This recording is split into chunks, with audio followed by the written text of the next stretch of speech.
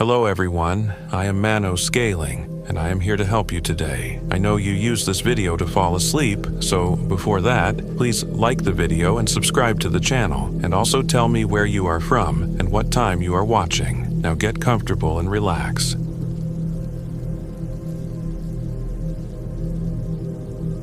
My name is Cassandra Wright.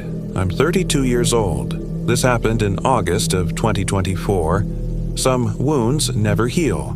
Not the physical ones, those eventually mend, leaving scabs and scars as proof that your body fought and survived. I'm talking about the other kind. The invisible gashes that tear through your soul when you witness something your mind wasn't built to comprehend.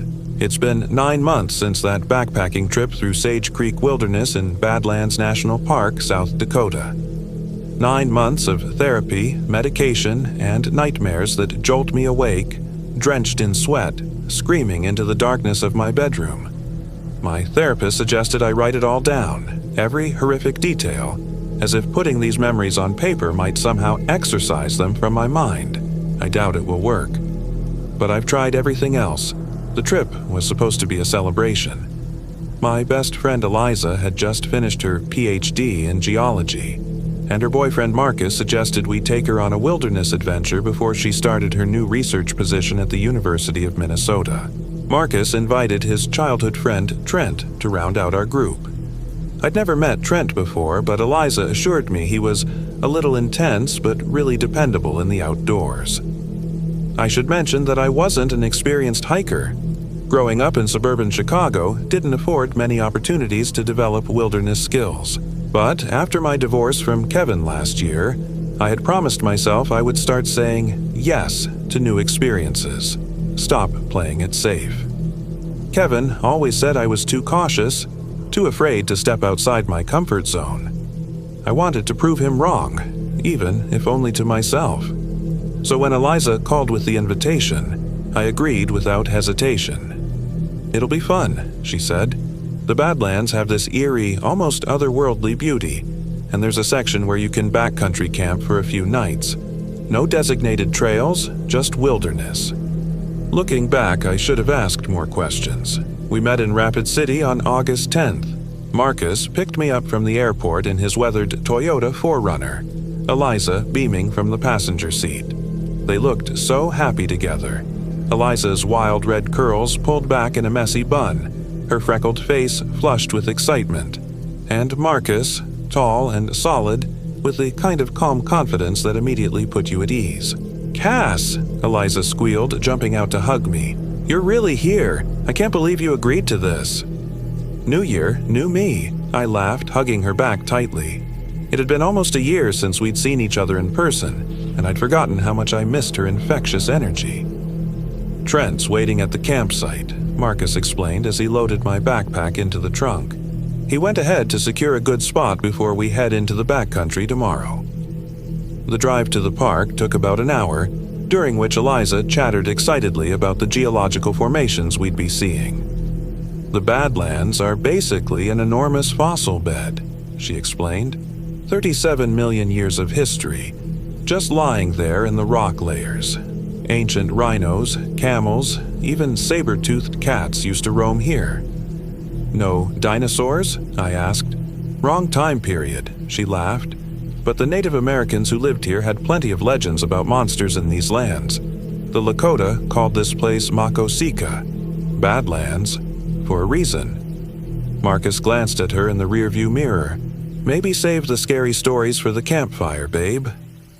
I remember watching the landscape change as we drove, becoming increasingly stark and alien. Rolling prairie giving way to sharply eroded buttes, jagged spires, and deep ravines in shades of rust, cream, and gray. It was beautiful in a desolate way, like looking at the skeleton of the earth itself. We reached the Cedar Pass campground by late afternoon, where we found Trent sitting outside his already assembled tent, whittling a piece of wood with alarming precision. He stood as we approached, a wiry man in his early 30s with a closely cropped beard and piercing blue eyes that seemed to assess everything with military efficiency. "You must be Cassandra," he said, extending a calloused hand. His grip was firm, almost challenging. Just Cass is fine, I replied, trying to match his handshake strength. Trent's an ex-park ranger, Marcus explained. Worked here for 5 years before moving to Colorado. He knows these Badlands better than anyone. Trent's mouth twitched slightly. Not better than the locals, he said quietly. Never better than them. There was something in his tone that gave me pause, but Eliza was already organizing our campsite, assigning tasks with her usual efficiency. We spent the evening setting up tents, preparing dinner on portable stoves, and discussing our route for the next day. Trent had mapped out a 3-day loop through Sage Creek Wilderness, a remote section of the park where we could truly disconnect. No trails, minimal signs of human presence, he explained, spreading a topographical map across our folding table. We'll follow the ridgelines here and here, then drop down into this basin where there's a reliable water source. From there, we'll head north through Deer Haven Valley and loop back around through Sage Creek Basin. Any particular wildlife we should be concerned about? I asked. Rattlesnakes mostly, Trent answered without looking up. Bison herds too, but they'll generally leave you alone if you give them space. Mountain lions are around, but rarely seen. What about other people? I pressed. Something about the isolation was starting to make me nervous. Trent finally looked up, those blue eyes locking onto mine. That's why we're going there, Cassandra, to not see other people. Marcus must have sensed my discomfort. It'll be fine, Cass. Trent's done this route multiple times, and we'll have the satellite phone for emergencies. As darkness fell, we gathered around the campfire. The night air was cool, the sky impossibly vast and filled with more stars than I'd ever seen in my life. For a while, we just sat in comfortable silence, watching the flames dance and listening to the distant calls of coyotes. Then, Eliza, never one to let a silence stretch too long, asked Trent if he had any good stories from his ranger days. His expression darkened slightly. Nothing suitable for a campfire the night before a hike. Oh, come on, she prodded. We're all adults here. Give us something good. Any rescues? Missing hikers? Trent took a long pull from his beer before responding. There was one incident, 5 years ago.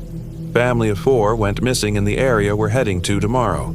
Parents and 2 kids, ages 7 and 9. Marcus shifted uncomfortably. Maybe we should... No, I want to hear it, Eliza interrupted, her eyes gleaming with macabre curiosity. Trent shrugged.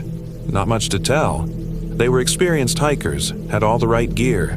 Father was actually a wilderness survival instructor from Minnesota. They had permits for 5 days of backcountry camping. When they didn't check in at the end, search and rescue went out. And, I prompted when he fell silent, we found their campsite. Everything was there.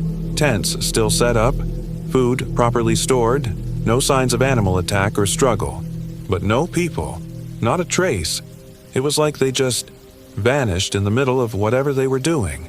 Coffee pot still on the portable stove. That's impossible, I said. People don't just disappear. In the Badlands, some things don't follow rules, Trent replied cryptically. The Lakota believed there are thin places here, where the barrier between our world and other worlds isn't as solid. Eliza snorted. Now you sound like my crazy Aunt Margaret. Next you'll be telling us about skinwalkers and wendigos. A muscle in Trent's jaw tightened. The locals don't joke about such things. Do they ever joke about anything? Marcus laughed, trying to lighten the mood. Come on, let's get some sleep. Early start tomorrow. As we dispersed to our tents, I caught Trent staring out into the darkness beyond our campsite, his body unnaturally still. He was listening for something, though I couldn't imagine what. That night, I dreamed of endless canyons and a voice calling my name from deep within the earth. Morning came with merciful brightness, chasing away the lingering unease from Trent's story. We broke camp efficiently, redistributing the group gear among our packs. I was relieved to see that Trent seemed more relaxed in the daylight, methodically checking our supplies and going over the route one final time. Remember, he emphasized, We're entering a part of the park with no cellular service and minimal trail markers. Stay together, conserve water, and speak up immediately if you're having any issues." The first few hours of hiking were exhilarating. We followed a faint trail that wound up and along a dramatic ridgeline, offering spectacular views of the eroded landscape below. Eliza was in her element, pointing out different rock layers and occasionally stopping to examine interesting formations. "See how these bands change color," she explained, running her hand along a section of striped rock. "Each one represents a different period of deposition. The darker bands are ancient soils that formed during wetter periods." I was about to ask a question when Trent, who had been walking ahead, suddenly raised his hand in a sharp gesture that clearly meant, "Stop." We froze. "Bison," he said quietly, pointing to a distant slope where several dark shapes were grazing. "We need to give them a wide berth." We altered our course, adding an extra mile to our journey to avoid the animals. By midday, the temperature had risen considerably, and the stark landscape offered little shade. My water supply was depleting faster than I'd anticipated, and despite the breathtaking scenery, I was beginning to question my decision to come on this trip. "How much further to the water source?" I asked during a brief rest, trying to keep the strain out of my voice. Trent consulted his map. "Another 3 miles, but it's mainly downhill from here. We should reach it by mid-afternoon." Marcus gave me an encouraging smile. "Hanging in there, Cass?" "Absolutely," I lied, not wanting to be the weak link. As we continued, the landscape became increasingly surreal. Wind-sculpted spires rose like ancient monuments, and deep canyons cut through the earth like open wounds. Despite my fatigue, I couldn't help feeling a sense of awe and increasing smallness in this vast, primeval world. We reached the promised water source around 3 p.m., a clear stream winding through a protected canyon. While Marcus filtered water for our bottles, Eliza and I soaked our feet in the cool current, and Trent scouted the area for a suitable campsite. He returned looking troubled. "What's wrong?" Marcus asked immediately. "There's someone else out here," Trent said, his voice low. "I found fresh footprints about half a mile upstream. Single person, heavy boot tread, moving in the same direction we're headed." Eliza shrugged. "So? It's a national park. Other people can hike here." "Not many do," Trent countered. "Especially not solo hikers in this section. And there's something else." He hesitated. "The stride length is unusual, inconsistent, like they're limping, or not walking normally." "Maybe they're injured," I suggested. "Shouldn't we try to find them? They might need help." Trent considered this. "We'll set up camp here for tonight. If they're in trouble, they'll likely follow the water source and come to us. If not..." He didn't finish the sentence. We established our campsite in a sheltered area near the stream, surrounded by steep canyon walls that offered protection from the wind. As dusk approached, Marcus and Trent gathered wood for a small fire, while Eliza and I prepared dinner, freeze-dried meals that tasted surprisingly good after a full day of hiking. "So, what do you think of Trent?" Eliza whispered as we worked. "He's intense," I admitted, "but I feel safe with him out here. He clearly knows what he's doing." She nodded. "Marcus says he was in Special Forces before becoming a ranger, though Trent never talks about it. Apparently, something happened during his last year here that made him quit suddenly." "What kind of something?" "No idea. Marcus tried asking once, and Trent shut down completely." Our conversation was interrupted by the men's return with armfuls of firewood. As darkness fell, we again found ourselves circled around the crackling flames, our faces illuminated in the dancing light. The canyon walls created strange acoustics, sometimes amplifying the fire's snaps and pops, other times absorbing all sound in an eerie stillness.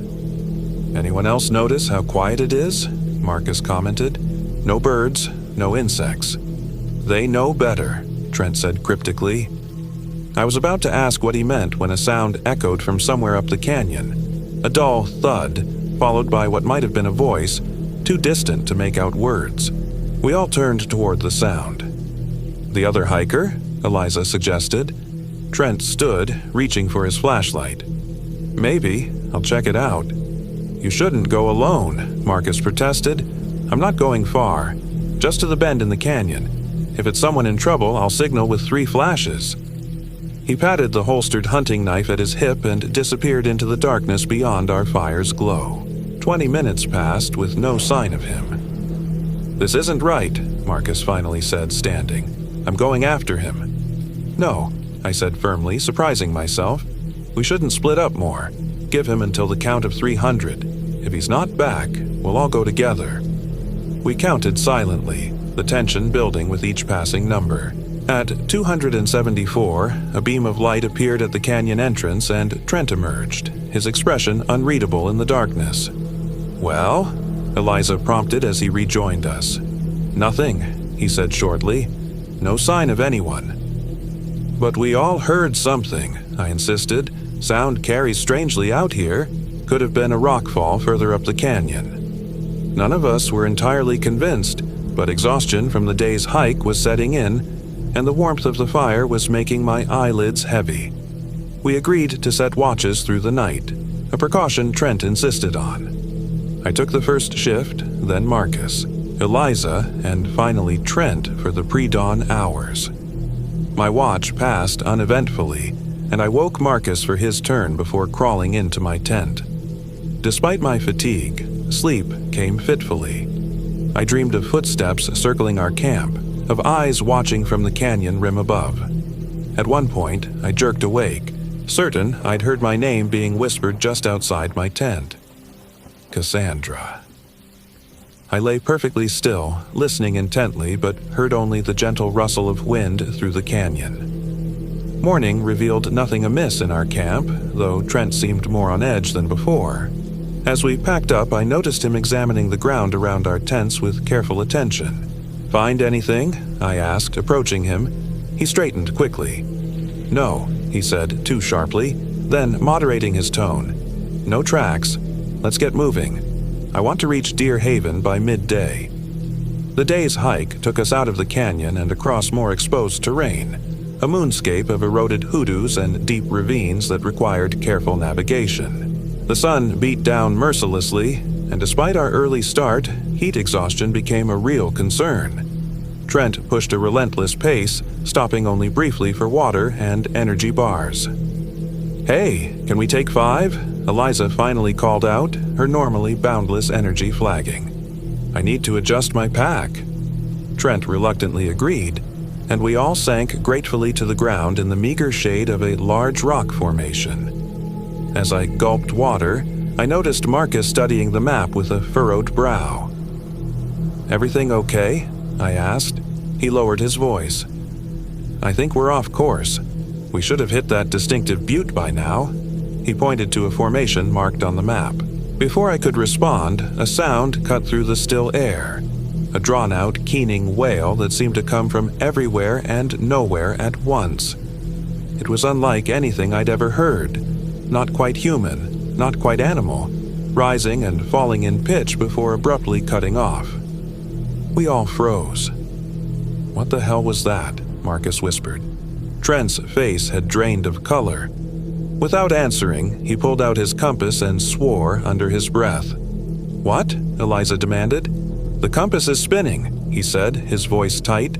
"It can't find north." "That's impossible," she scoffed, reaching for it. But her expression changed as she watched the needle rotate aimlessly. "There must be magnetic deposits in these rocks. My departmental field trips ran into this all the time." "Right," Trent said, but he didn't sound convinced. "Everyone check your phones. GPS." We all pulled out our devices. Mine was dead, despite having been fully charged that morning. Marcus and Eliza reported the same. "This isn't normal," I said, a cold feeling settling in my stomach. "We stick to the original plan," Trent decided after a moment. "Head north, or what should be north, for another 2 miles. We'll hit the valley or a recognizable landmark eventually." But as the afternoon wore on, nothing looked familiar, not even to Trent. The landscape seemed to shift around us, landmarks appearing and disappearing in ways that defied logic. The shadows lengthened at an accelerated rate, as if time itself was behaving strangely. Twice more, we heard that chilling wail, each time closer than before. "We need to find shelter before dark," Trent finally announced. "There's a formation up ahead that might work." The formation turned out to be a shallow cave set into a cliff face, barely more than an indentation in the rock, but it would protect us from 3 sides at least. As we approached, I noticed odd markings carved into the stone around the entrance. Symbols I didn't recognize, arranged in a deliberate pattern. "Are those petroglyphs?" I asked, pointing. Trent examined them briefly. "No, these are more recent." His jaw tightened. "Let's find somewhere else." "It's getting dark," Marcus protested, "and those clouds don't look friendly." He was right. While we'd been hiking, storm clouds had gathered on the horizon, and the wind was picking up, carrying the scent of rain. "Fine," Trent relented, "but we sleep in shifts again. No one goes anywhere alone." We set up camp with an efficiency born of growing unease.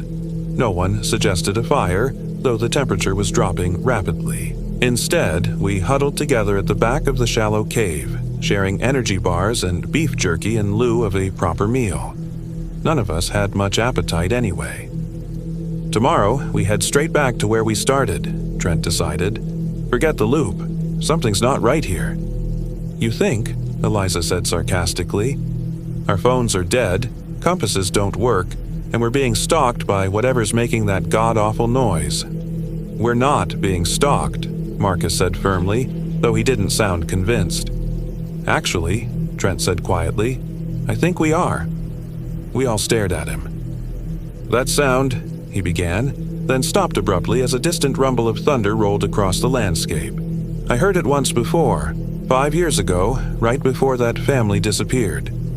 A chill ran through me that had nothing to do with the dropping temperature. "What aren't you telling us?" I demanded. Trent looked away, his profile sharp against the dimming light outside. "The official report said the family was never found. That's not entirely accurate. We found the father 3 days later, wandering near Sheep Mountain Table 40 miles from their campsite." "Alive?" Eliza whispered. "Technically, but he wasn't himself anymore. He couldn't speak, couldn't tell us what happened or where his family was, just kept making this sound." Trent imitated a rhythmic clicking with his tongue. "The medics sedated him for transport. I rode with him in the helicopter. Right before we landed, he grabbed my wrist, strength like you wouldn't believe, and spoke the only coherent thing anyone ever got from him." Thunder crashed again, closer this time. In the brief silence that followed, Trent's words hung in the air. He said, "It wears their faces." A flash of lightning illuminated the cave entrance, followed immediately by a deafening thunderclap. The storm was directly overhead now. Rain began to lash down in sheets, creating a curtain of water across the cave opening. "What happened to him?" Marcus asked, his voice barely audible over the storm. "Committed to a psychiatric facility in Rapid City. Killed himself 3 weeks later. Bit through his own wrists." Trent's face was grim. "That's why I quit. Couldn't shake the feeling that we missed something, that we left something out there." The storm's ferocity increased, wind driving the rain sideways into our shelter. We had to move deeper into the cave, which seemed to extend further back than I'd initially realized. "Did anyone check how far this goes?" I asked, suddenly concerned. "It's just a shallow overhang," Trent assured me. "I looked when we arrived." But as another lightning flash illuminated our surroundings, I could clearly see that the cave continued into darkness, a narrow passage leading deeper into the cliff. "Trent," I said carefully, "that wasn't there before." He followed my gaze, his expression hardening. "Everyone pack up, now. We're leaving." "In this storm," Eliza protested, "we'll be soaked in seconds. Better wet than—" He didn't finish the sentence because at that moment, we heard it again. That keening wail, so close now it seemed to reverberate within the cave itself. And then, impossibly, A voice called from the darkness of the passage. "Help, please." It was a child's voice. Marcus jumped to his feet. "There's someone back there." Trent grabbed his arm. "That's not a child." "We don't know that," Marcus argued, pulling free. "It could be a lost kid, caught in the same weird magnetic field or whatever is messing with our equipment." The voice called again, weaker this time. "Please. Hurt." Before anyone could stop him, Marcus had grabbed his flashlight and was moving toward the passage. Eliza scrambled after him, leaving Trent and me staring at each other in horror. "Stay here," he ordered, drawing his hunting knife. "If I'm not back in 5 minutes, get out and head east. The storm will clear by morning." "I'm not splitting up," I insisted, grabbing my own flashlight. "We go together or not at all." He looked like he wanted to argue, but nodded tersely. Together, we followed the bobbing lights of Marcus and Eliza into the passage. The narrow corridor twisted downward at a steep angle, the rough stone walls pressing in from both sides. The air grew noticeably colder, with a damp, organic smell that reminded me of mushrooms and decay. Our flashlight beams cut through darkness so complete it seemed to swallow the light. We caught up to Marcus and Eliza where the passage opened into a larger chamber, their flashlights scanning the space frantically. "I heard it right here," Marcus insisted. "A child, crying for help." Trent's light revealed crude drawings on the chamber walls, stick figures with elongated limbs, spirals, and more of those strange symbols we'd seen at the entrance. "These aren't Lakota," Eliza murmured, her archaeologist's curiosity momentarily overriding her fear. "They don't match any indigenous art style I've studied." "We need to leave," Trent said firmly. "Now." That's when we heard the shuffling footsteps behind us, from the direction of the cave entrance. We turned as one, flashlights converging on the passage we'd just traversed. A figure stood there, human in general shape, but wrong in ways my mind initially couldn't process. It was tall, too tall for the low ceiling, forcing it to stoop unnaturally.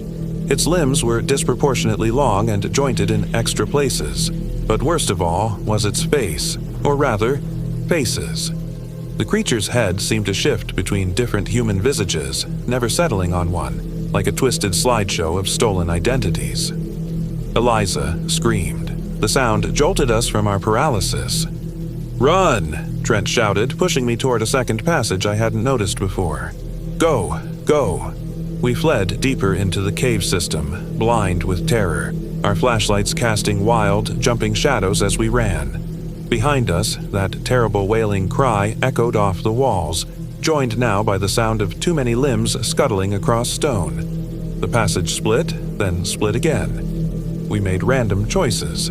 No plan beyond getting away from the thing behind us. At some point, I realized Eliza was no longer with us. "Stop!" I gasped, pulling at Marcus's sleeve. "Eliza! We lost her!" The three of us froze, listening. Nothing but our own ragged breathing and distant water drips. "We have to go back," Marcus said immediately, his face ashen. "No," Trent grabbed him. "It's suicide. She's my girlfriend. And that thing will be wearing her face if you go back there," Trent hissed. "We need to find a way out first, then get help." Their argument was cut short by a scream. Eliza's voice, unmistakable, echoing from somewhere in the labyrinth. Then silence, more absolute than before.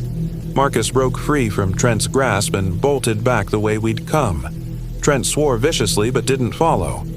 "We can't just leave them," I pleaded. "We're not," he said grimly, "but we need a better plan than running blindly." He swept his flashlight around the chamber we were in, revealing another narrow opening. Cave systems like this usually have multiple exits. Water flows out somewhere. We followed the new passage, which sloped gently downward. The sound of running water grew louder, giving us hope. After what seemed like hours but was probably minutes, we emerged into a larger cavern with a small underground stream flowing across the floor and disappearing into a crevice too small for a human to follow. "See if you can get any signal on your phone," Trent suggested, though we both knew it was futile. Still, I pulled out my dead device and was shocked to see it power on. "Trent, it's working." He was at my side instantly. "Try calling 911. I did, but the call failed to connect.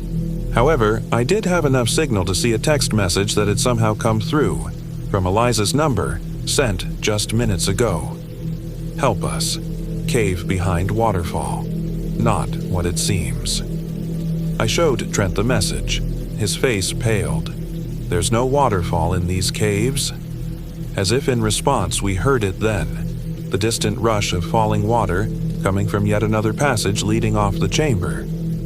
"Could she have found another way out?" I asked hopefully. Trent's expression was grim. "Or something's using her phone to lure us deeper." "We can't just abandon them," I insisted. After a moment's hesitation, he nodded. "But we go carefully, and at the first sign of that thing, we run. Understand?" The new passage was easier to navigate, widening as we followed the sound of rushing water. The air grew misty, confirming that we were approaching some kind of waterfall. Hope began to build. Perhaps there was indeed a way out. The passage opened into a breathtaking underground grotto. A shaft of daylight penetrated from some opening far above, illuminating a scene that might have been beautiful under other circumstances. A thin waterfall cascading from the ceiling into a clear pool below, surrounded by strange, pale formations that resembled organic structures more than typical stalactites. And standing at the edge of the pool was Marcus, his back to us. "Marcus," I called in relief. He turned slowly, too slowly. Even from a distance, I could see something was terribly wrong. His movements were jerky, puppet-like, and his eyes were black voids with pinpricks of light deep within, like distant stars. "Run," Trent whispered so quietly I barely heard him. Not Marcus opened his mouth and that keening wail emerged, echoing off the chamber walls. From the pool, disturbances appeared in the water, things rising from below. We ran. Behind us, multiple sets of footsteps gave pursuit. The passages seemed different now, narrower, twisting in impossible ways. Several times I was certain we'd made a wrong turn, but somehow we kept finding new routes, as if the cave itself was changing around us. "There!" Trent suddenly shouted, pointing ahead where a faint grayish light indicated a potential exit. We burst out into the storm-washed night, rain still falling but less intensely than before. We were on a ledge partway up a cliff face, the Badlands stretching out below us in the darkness. "Down!" Trent commanded, already searching for a path. "We need to get as far from here as possible before dawn." I followed him numbly as he picked his way down the treacherous slope, my mind still trying to process what I'd seen. Marcus's empty eyes, those things rising from the pool. Eliza, absent but somehow able to text. Dawn found us miles away, huddled in the shelter of an eroded overhang as the storm finally broke. Neither of us had spoken for hours. What was there to say? Trent finally broke the silence. "The Rangers won't believe us. We have to try. We can't just leave them there. They're already gone," he said flatly. Whatever was wearing Marcus's face. "Your friends weren't there anymore?" I wanted to argue, but deep down, I knew he was right. Whatever had happened in that cave, Marcus and Eliza, as we knew them, were gone. It took us another full day of hiking to reach a ranger station. We told them a sanitized version of events, that we'd been separated from our friends in the storm, that they might be lost or injured in the Sage Creek area. Search and rescue operations began immediately, but I knew they wouldn't find anything. Or worse, they would find something wearing our friends' faces. 3 days later, the search was officially suspended. No trace of Marcus or Eliza was ever found. Their families still call me sometimes, asking if I remember any other details, any clue that might help locate them. I've stopped answering their calls. What could I possibly say? Trent disappeared too. Not physically, but in every other way. Last I heard, he'd gone deep into the mountains of Colorado, living off-grid in some remote cabin, running from memories, just like me. I moved to Seattle after that, as far from the Badlands as I could reasonably get. I changed my phone number, deleted my social media accounts, started therapy, tried to rebuild some semblance of a normal life. But normalcy is an illusion once you've glimpsed what lurks beneath. Last week, something happened that compelled me to finally write this account.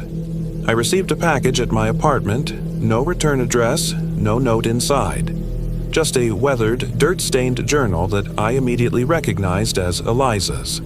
The one she'd been writing in during our trip, documenting the geological formations we encountered. I should have burned it. Instead, I opened it. Most pages contained exactly what you'd expect.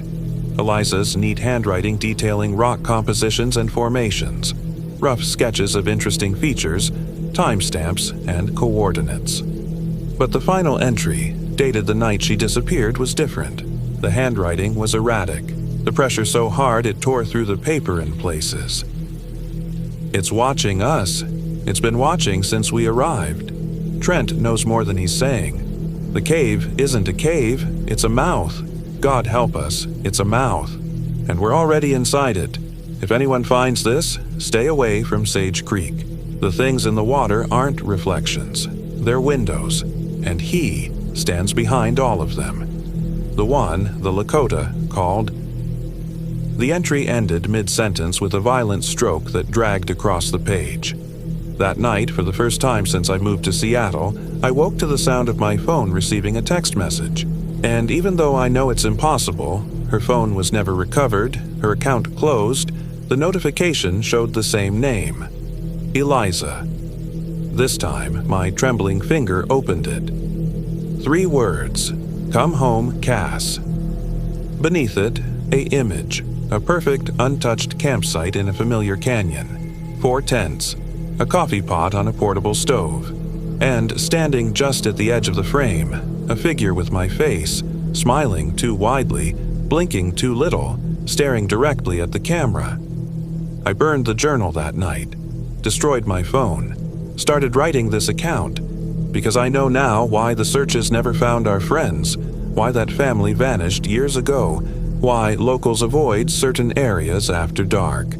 There are thin places in this world, cracks where something else seeps through. The Lakota were right to name those lands Makosika. Badlands indeed. And whatever came through has learned new tricks. It doesn't just wear their faces anymore. It wears their voices, their handwriting, their memories. It can reach across miles, across years. If you ever find yourself in Sage Creek Wilderness when the sun is setting and the shadows grow long, and you hear a voice calling for help, any voice, even one you recognize, run. Run and don't look back, because it wears their faces, it knows their secrets, and it's patient, very, very patient, and it's coming for me next.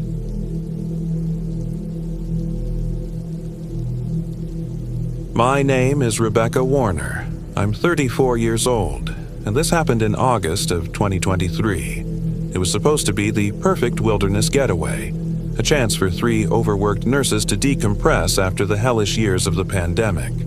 Just me, my colleague Jenna Holbrook, and our supervisor Melissa Chen, hiking through the Black Hills of South Dakota, exploring territory none of us had seen before. We'd been planning it for months, poring over maps of Custer State Park and the surrounding wilderness areas, plotting routes that would take us off the beaten path. "We deserve this," Melissa had said as we packed our gear the night before setting out. Melissa, always collected, always in control. At 42, she had more backcountry experience than either Jenna or me, having grown up in Montana before moving east for nursing school. After everything we've been through, we need to remember what peace feels like. Jenna had nodded enthusiastically, her honey blonde ponytail bouncing. Just imagine. No beeping monitors, no call buttons, no fluorescent lights, just trees and sky. At 29, Jenna was the youngest of our trio, perpetually optimistic despite everything she'd witnessed in the ICU. I remember smiling, feeling a weight lift from my shoulders at the mere thought of escaping our sterile hospital environment. After 3 years of death and disease and PPE that left permanent marks on our faces, the wilderness seemed like salvation. None of us could have imagined what waited for us in those remote woods. We started our hike on a Tuesday morning in perfect weather, entering Custer State Park through a less-traveled trailhead near the ghost town of Spokane. Our plan was to follow a loop that would take us deep into the wilderness area beyond the regular tourist paths, camping for 4 nights before returning to civilization. The first day was everything we'd hoped for. The late summer wildflowers painted the meadows in explosions of color, and the ponderosa pines created cathedral-like spaces as we climbed higher into the hills. We spotted deer, a distant bison herd, and even a red-tailed hawk that swooped so close we could hear the whisper of its wings. "This is just what the doctor ordered," Jenna said, spreading her arms wide at an overlook that revealed miles of undulating forest and distant rocky spires. Melissa took deep, deliberate breaths beside me. "The air here is medicine," she agreed, her usually tense shoulders visibly relaxing. That night we made camp in a small clearing surrounded by towering pines. As darkness fell, we built a fire, roasted marshmallows, and shared stories, not of work or patience or trauma, but of childhood adventures and dreams deferred. For the first time in years, I felt completely present, unburdened by the past or anxious about the future. But as the fire died down and Melissa and Jenna drifted off to sleep in their tents, I remained awake, staring up at the stars visible through the mesh of my tent roof. Something felt off. Not wrong, exactly, but unsettled, like the pause before a thunderclap. I attributed it to being unused to the profound silence of the wilderness. In the hospital, there was always noise, machines humming, intercoms paging, feet shuffling on linoleum. Here, the silence had weight and presence, until it was broken by a sound I couldn't immediately identify. It was distant but distinctive, a rhythmic tapping, like wood against wood. Talk, talk, talk. Then silence. Then again, talk, talk, talk. I sat up, straining to hear. It wasn't an animal sound that I recognized. Too regular, too deliberate. Talk, talk, talk. Closer now. Or was that my imagination? I unzipped my tent as quietly as possible and peered out. The embers of our fire cast just enough light to make out the shapes of the other tents. But beyond our small clearing was absolute darkness. I fumbled for my headlamp and switched it on, scanning the tree line. Nothing moved in the feeble beam of light, but the tapping continued, now seeming to come from a different direction. Talk, talk, talk. I slipped out of my tent and stood, turning slowly, trying to pinpoint the source. "Hello?" I called softly, not wanting to wake my friends if this was nothing. The tapping stopped abruptly. Then came a new sound, a low, melodic humming. A woman's voice, but distant and strange, the tune unfamiliar yet somehow disquieting.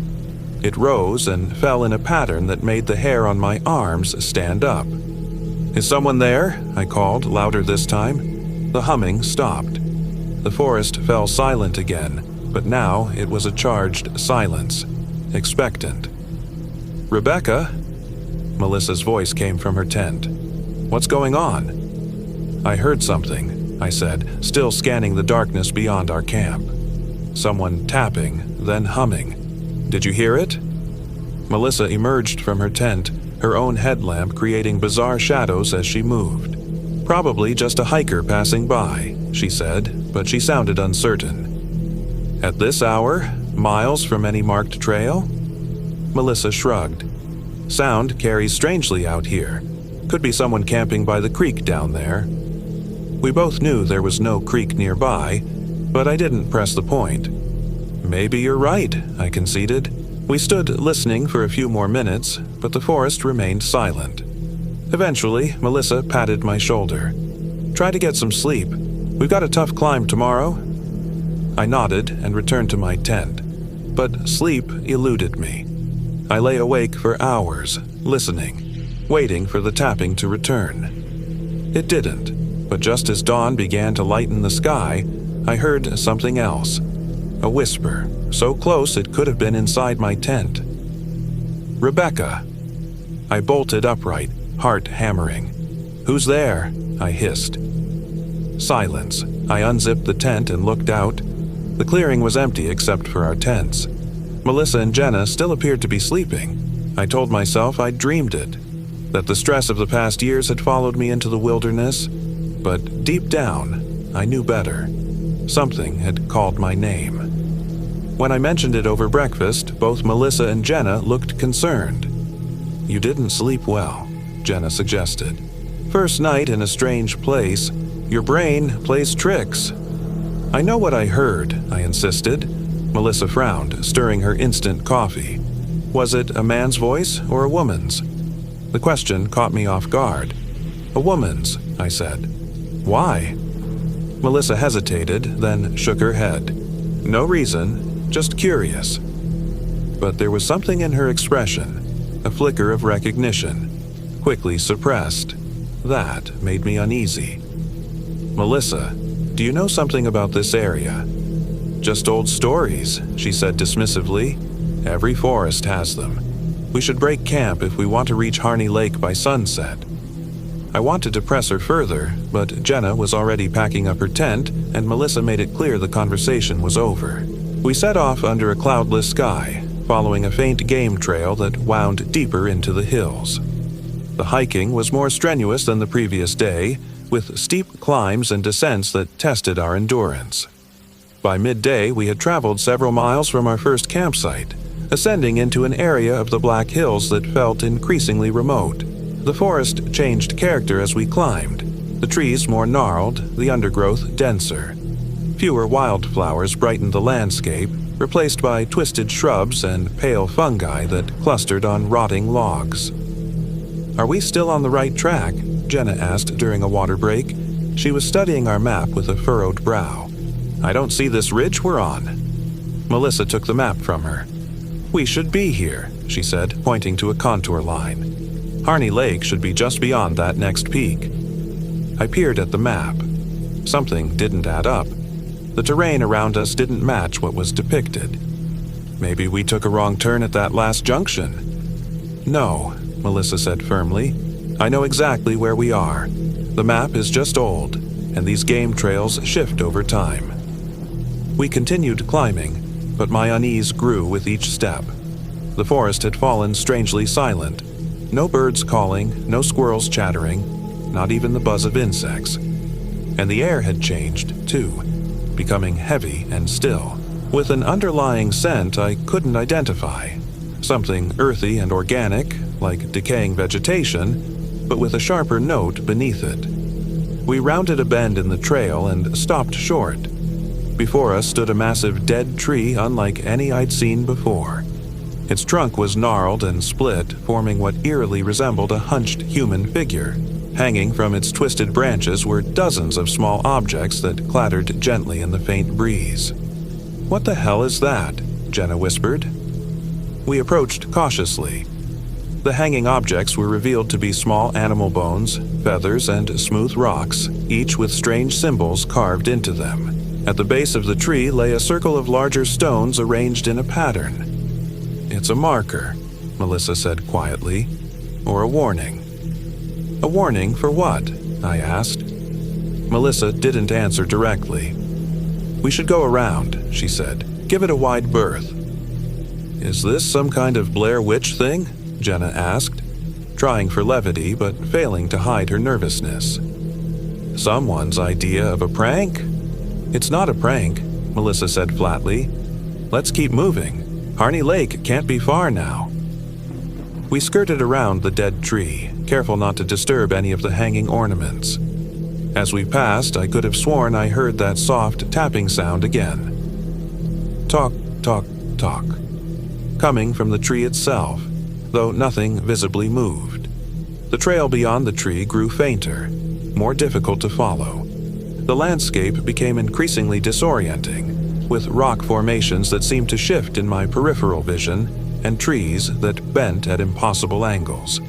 The sun, which had been directly overhead, now appeared to be west of us, then south, then west again. as if the compass points themselves were rotating. "Does anyone else feel like we're walking in circles?" Jenna asked, her voice tight with anxiety. I checked my phone's GPS, but the screen showed only a flashing "no signal" message where the map should have been. Even more concerning, my fully charged battery was now at 17%. "My phone's dying," I reported. "How's yours?" Jenna pulled hers out. "Dead, completely. That's weird. I charged it last night." Melissa didn't even check hers. "Let's focus on finding water. We can figure out our exact location once we're settled for the night." But hours passed, and we found no lake. The forest grew denser, the light dimmer as the sun began to set behind the hills. We had been hiking for over 8 hours, covering what should have been only a 5-hour journey. "We need to make camp," I finally insisted as dusk gathered around us. "It's not safe to keep hiking in the dark." Reluctantly, Melissa agreed. We found a small clearing, smaller than ideal, hemmed in closely by looming pines, but it would have to do. As we set up our tents, I noticed Melissa scanning the surrounding forest with an intensity that heightened my unease. "Melissa," I said quietly while Jenna was occupied with her tent, "what aren't you telling us about this place?" She met my eyes for a long moment. "There are stories about this part of the Black Hills," she finally said. "Old stories from the Lakota and newer ones from settlers, about a woman who lives deep in the woods." "A woman?" I remembered the humming, the whisper of my name. Melissa nodded. "They call her Agnes Whitewood. Supposedly, she was a settler's wife back in the 1880s. Her husband was a trapper who built a cabin in these hills, far from anyone else. The story goes that one harsh winter, he didn't return from checking his trap lines. Agnes waited and waited, slowly running out of food. When they found her in the spring, she was still alive, but changed. Changed how?" Melissa lowered her voice further. "They say she had survived by making a deal with something that lived in these woods, something older than the hills themselves. She learned its secrets, its magic, became something other than human." A chill ran through me despite the warm evening. "And people still see her, after all this time?" "Hikers report encounters. A woman in old-fashioned clothes, singing or humming. Strange arrangements of stones and bones. People who stray off the main trails and get disoriented, walking for hours without reaching their destination." Melissa glanced around the darkening forest. "Most of the stories end with people finding their way out eventually, but not all of them," I finished for her. "Not all of them," she agreed. "Hey, what are you two whispering about?" Jenna called as she finished securing her tent. "Just discussing tomorrow's route," Melissa answered smoothly. "Let's get a fire going before it's completely dark." But despite our best efforts, the fire refused to catch properly. The flames struggled weakly, casting barely enough light to see each other's faces, despite the dry kindling and Melissa's expertise. And the smoke, it didn't rise naturally but seemed to hang in the air, forming shapes that my mind kept trying to resolve into a human figure. We ate a cold dinner and retreated to our tents earlier than the night before. Despite my exhaustion, sleep once again eluded me. The forest was too quiet, too still. No owls hooted, no nighttime creatures rustled in the undergrowth. Just a profound, waiting silence, until the tapping began again. Talk, talk, talk. I lay rigid in my sleeping bag, listening as the sound moved around our camp, circling slowly. Talk, talk, talk. Near Melissa's tent. Talk, talk, talk. By the dead fire.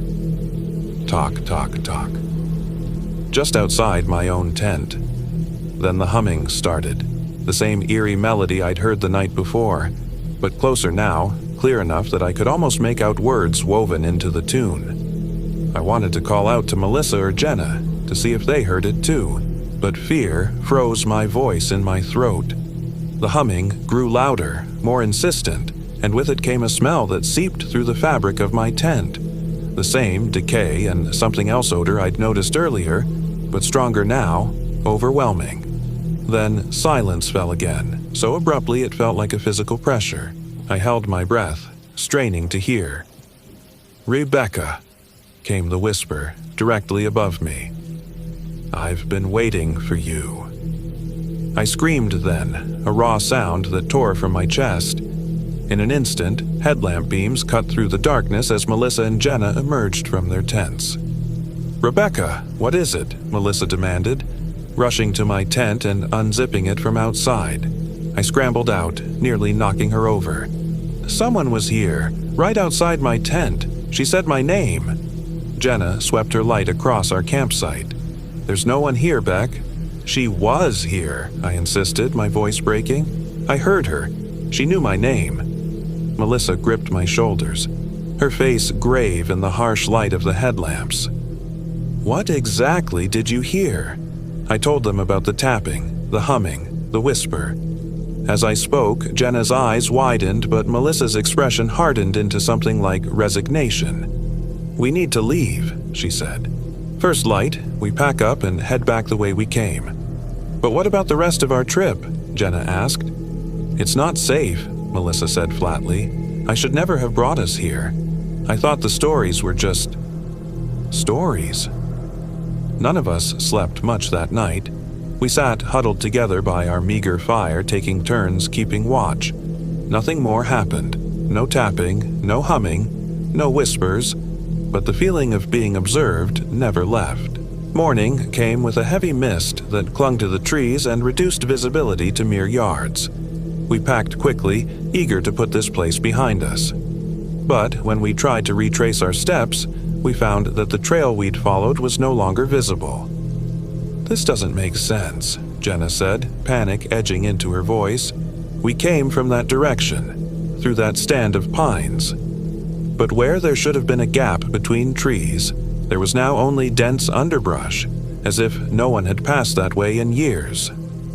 "Let's check the compass," I suggested. Melissa pulled out her compass and frowned.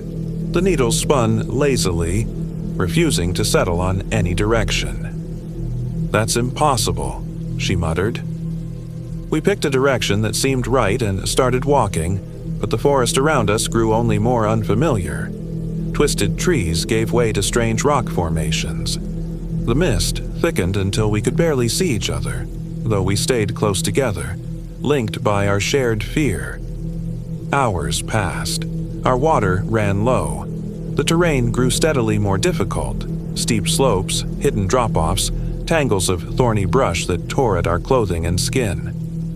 "We need to stop and assess," Melissa finally said as we emerged into a small rocky clearing. "This isn't working. We're just getting more lost."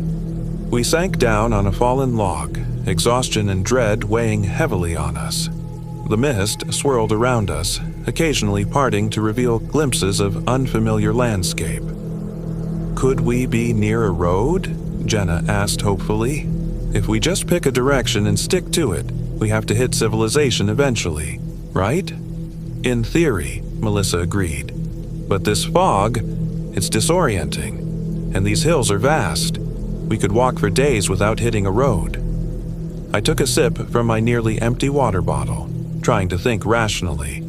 "We need water soon. Maybe we should try to find higher ground, get above this mist, and see if we can spot any landmarks." Melissa nodded slowly. "That makes sense. If we can." A sharp crack interrupted her, the unmistakable sound of a branch breaking nearby. We froze, listening. Talk, talk, talk.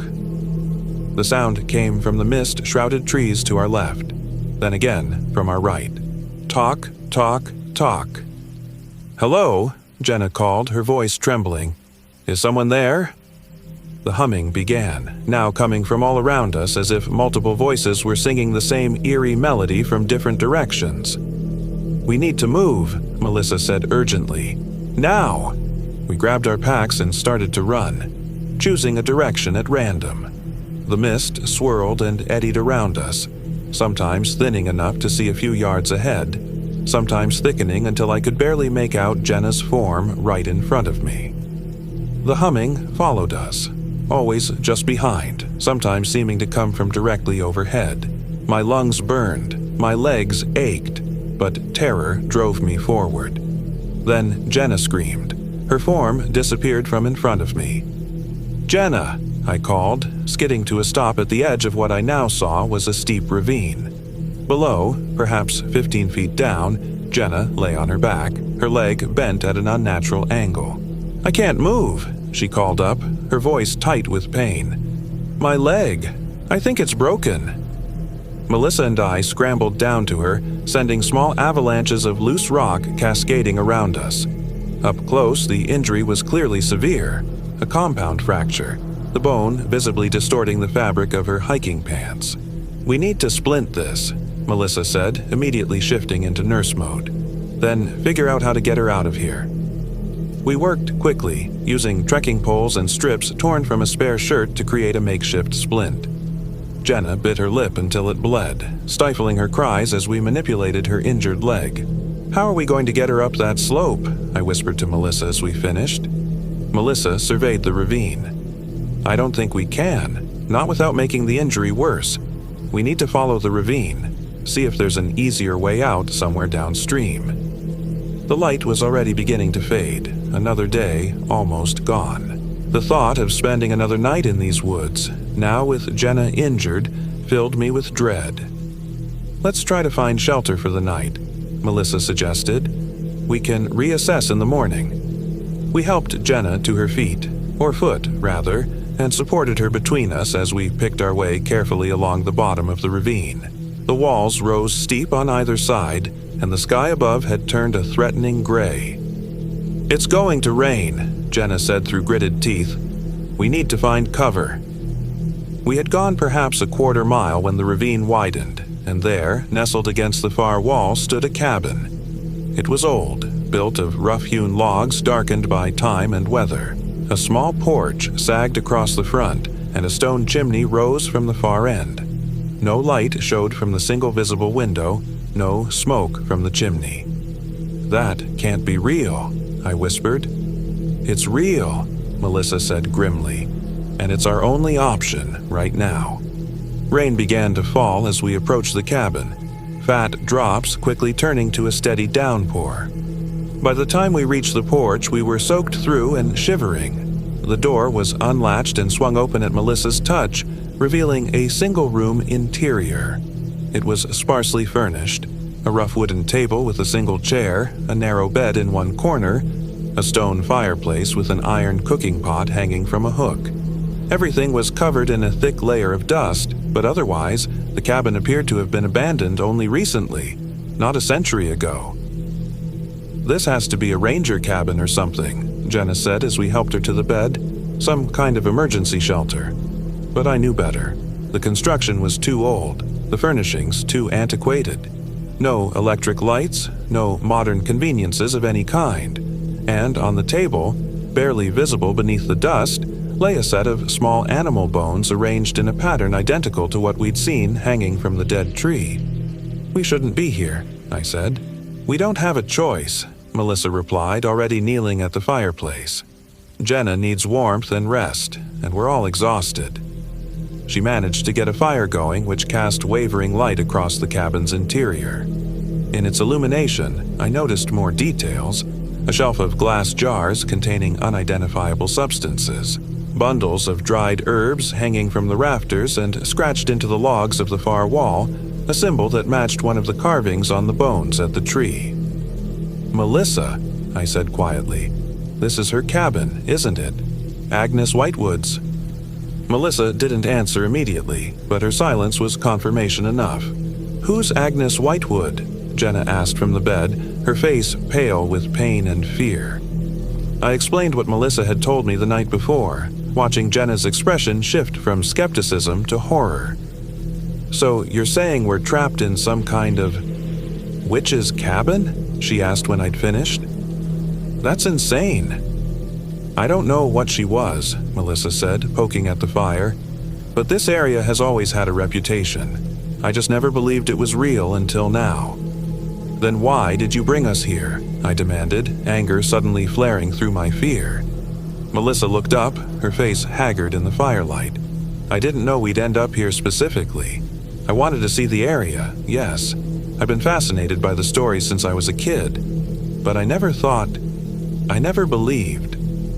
Her voice trailed off as a new sound cut through the drumming of rain on the roof. The now familiar talk, talk, talk, this time coming from directly overhead. We all looked up. Again. Talk, talk, talk. Then a scraping sound as if something was being dragged across the roof. "It's just a branch," Jenna said without conviction. "The wind." But there was no wind, and the sound was too regular, too deliberate to be anything natural. It moved across the roof, then down the wall, circling the cabin. Talk, talk, talk on one wall. Talk, talk, talk on another. Then silence. We stared at the door, barely breathing. The fire crackled, sending sparks up the chimney. Rain pattered on the roof, but otherwise there was only silence, until footsteps creaked on the porch. Slow, heavy steps approaching the door. The latch lifted on its own, and the door swung open to reveal a figure silhouetted against the night. She was tall and gaunt, dressed in a long skirt and high-necked blouse of a style not worn for over a century. Her gray hair hung loose around a face that was deeply lined, yet strangely ageless. In one hand, she carried a gnarled walking stick that ended in a knot of wood, the source of the tapping sound. "You've come at last," she said, her voice like dry leaves rustling. "I've been waiting so long." She stepped into the cabin, and the door swung shut behind her without her touching it. Water dripped from her clothes, but she appeared unbothered by the rain or cold. "Who are you?" Melissa asked, though we all knew the answer. "You know who I am," the woman replied, her pale eyes fixing on Melissa. "You've been speaking my name, calling to me." "Agnes Whitewood," Melissa whispered. The woman, Agnes, smiled, revealing teeth that were too sharp, too numerous to be human. "Yes, and you are Melissa Chen, and Rebecca Warner, and Jenna Holbrook." She gestured to each of us in turn. "I know all your names. I've known them for a very long time. What do you want from us?" I managed to ask. Agnes moved to the table and set down her walking stick. "Want? Nothing you haven't already offered. Your curiosity, your fear, your companionship." She looked directly at me. "It gets so lonely in these woods." "We didn't offer anything," Jenna protested from the bed. "We were just hiking. We got lost." Agnes laughed, a sound like bones rattling. "No one gets lost in my woods by accident. You were called here." She turned to Melissa. "Especially you. You've been listening to my call for years, haven't you? Even before you brought your friends to me." Melissa shook her head, but her denial lacked conviction. "I just heard stories. Stories I made sure would reach you," Agnes said. "Little breadcrumbs to lead you home." A horrible suspicion dawned on me. "Melissa," I said slowly, "did you know? Did you bring us here on purpose?" "No," Melissa protested, but her eyes slid away from mine. "I mean, I wanted to see if the stories were true, but I never thought—" "You never thought I was real," Agnes finished for her. "You do, until they're standing before me. But you hoped, didn't you? Deep down, you hoped." She moved closer to Melissa, reaching out one long-fingered hand to touch her cheek. "You've always felt it, that you don't quite belong in the world of men, that you're meant for something older." Melissa didn't pull away from the touch. Instead, to my horror, she leaned into it, her eyes closing momentarily. "Don't listen to her, Melissa," I urged. "Whatever she's promising, it's a lie." Agnes's head snapped toward me, her movements unnaturally quick. "I never lie, Rebecca Warner. Unlike your friend here, who brought you into my woods knowing the legends, knowing the risks." "Is that true?" Jenna asked, struggling to sit up straighter on the bed. "Did you know what might happen?" Melissa's face crumpled. "I didn't believe it," she insisted. "Not really. I thought they were just stories. Ghost stories to scare tourists." But you wanted them to be true, Agnes said softly. Part of you has always wanted that. Why else have you been dreaming of me since you were a child? Why else do you recognize my song? To demonstrate, Agnes began to hum, the same eerie melody we'd been hearing in the woods. And to my shock and horror, Melissa began to hum along, her voice blending with Agnes's in perfect harmony.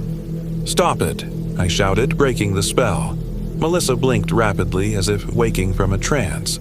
"What's happening to me?" she whispered. Agnes smiled again, cruel and knowing. "You're remembering who you really are, what blood runs in your veins." "What is she talking about?" I demanded. Melissa looked at me with tears in her eyes. "My grandmother, she was from here, from the Black Hills. She used to tell me stories about a woman in the woods who taught her mother secrets. I always thought they were just family legends, but they weren't," Agnes finished. "Your great-grandmother was one of my students. She strayed back to the world of men, but the blood remains. The connection remains." She turned back to me and Jenna. "As for you two, every teacher needs students. Every family needs new blood." The implication of her words sent ice through my veins. "We're not staying here," I said firmly. "As soon as it's light, we're leaving. All three of us." Agnes laughed again. "No one leaves my woods without my permission, and I'm not inclined to give it." She tapped her walking stick on the floor. Tok, tok, tok. And the fire suddenly flared, sending shadows dancing across the walls. In those shadows, I could have sworn I saw figures moving, writhing, reaching. "What will you do?" Jenna asked, voice quavering. "Kill us." "Kill you?" Agnes looked genuinely surprised. "Why would I kill what I've worked so hard to bring here?" She moved to the shelf of glass jars and selected one, holding it up to the firelight. Inside was a dark liquid that seemed to move of its own accord. "I have much greater plans for you." She approached Jenna, uncorking the jar. "Starting with you, my injured bird. That leg must be so painful. Let me help." "Don't touch her," I warned, stepping between them. Agnes regarded me with something like amusement. "Brave, Rebecca," she said. "Always protecting others. But who protects you, I wonder?" Before I could react, Melissa grabbed my arm, pulling me aside with unexpected strength. "Let her help, Rebecca," she said, her voice oddly flat. "Jenna's in pain." I stared at Melissa in disbelief. Her eyes had changed.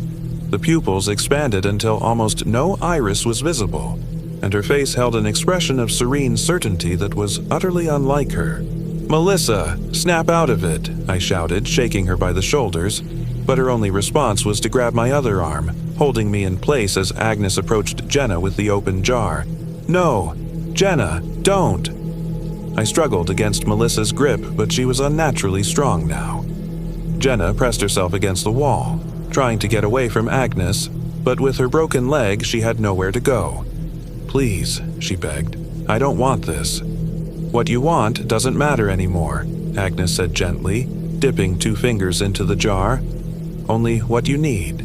Only what you'll become." She pressed her wet fingers to Jenna's forehead, leaving a dark smear that seemed to sink into her skin. Jenna gasped, her eyes flying wide, then her entire body went rigid. "What are you doing to her?" I cried, still struggling against Melissa's hold. "Helping her," Agnes replied. "Changing her, making her one of us." Jenna's back arched, her mouth opening in a silent scream. The darkness from Agnes's touch was spreading, visible beneath her skin like black veins, crawling down her neck, her arms. "Stop it," I pleaded. "You're killing her." "No," Agnes said calmly. "Quite the opposite." As I watched in horror, Jenna's leg, the broken one, began to straighten, the unnatural angle correcting itself. She let out a long, shuddering breath, and when she opened her eyes again, they were like Melissa's, all pupil, no iris. "There," Agnes said, satisfied. "Better now, isn't it?" Jenna nodded slowly. "I can feel—" She paused, seeming to search for words. Everything. The earth beneath the cabin, the trees breathing, the stars watching. She smiled, a strange, dreamy expression. "It's beautiful." "This isn't happening," I whispered, ceasing my struggle as shock overwhelmed me. "This can't be real." "It's very real," Agnes assured me. "As real as life and death and the old powers that govern both." She set down the jar and selected another. "And now for you, Rebecca." Fear jolted me back to action. I twisted violently in Melissa's grasp and managed to break free, stumbling backward toward the door. "You can't run," Agnes said mildly. "Where would you go? Into the night? The storm? My woods? I'm everywhere out there." But I had to try. I lunged for the door, yanking it open and throwing myself out into the driving rain. Behind me, I heard Agnes laugh, a sound that seemed to come from the storm itself rather than a human throat. I ran blindly through the ravine, slipping on wet stones, crashing through underbrush. Lightning flashed, momentarily illuminating the narrow passage ahead, followed immediately by deafening thunder. The rain fell in sheets, soaking me instantly, plastering my hair to my face and neck. I had no plan beyond putting distance between myself and that cabin, between myself and whatever Agnes was doing to my friends. Friends who were no longer themselves, who had been transformed into something other. Behind me came the sound of pursuit. Not running footsteps, but that rhythmic tapping. Tok, tok, tok. Impossibly keeping pace with me despite my headlong flight. Tok, tok, tok. The humming began again, carried on the wind and rain, seeming to come from everywhere at once. Not just Agnes's voice now, but Melissa's and Jenna's joined with it, the three voices twining together in that eerily beautiful melody. I stumbled over a fallen branch, crashed to my knees, then scrambled up again, ignoring the pain. The ravine was narrowing, the walls squeezing in on either side. Ahead, in a flash of lightning, I glimpsed what appeared to be a dead end, a sheer rock face blocking any further progress. I was trapped. Desperate, I began searching for handholds, a way to climb out of the ravine. The rock was slick with rain, but I managed to pull myself up a few feet before slipping and falling hard onto the stony ground below. Pain shot through my ankle as I landed awkwardly. Tok, tok, tok. Closer now, much closer.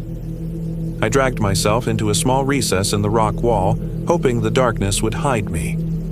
Through the curtain of rain, I could make out a figure approaching, tall and impossibly thin, gliding rather than walking, the walking stick tapping a counterpoint to the thunder. Agnes.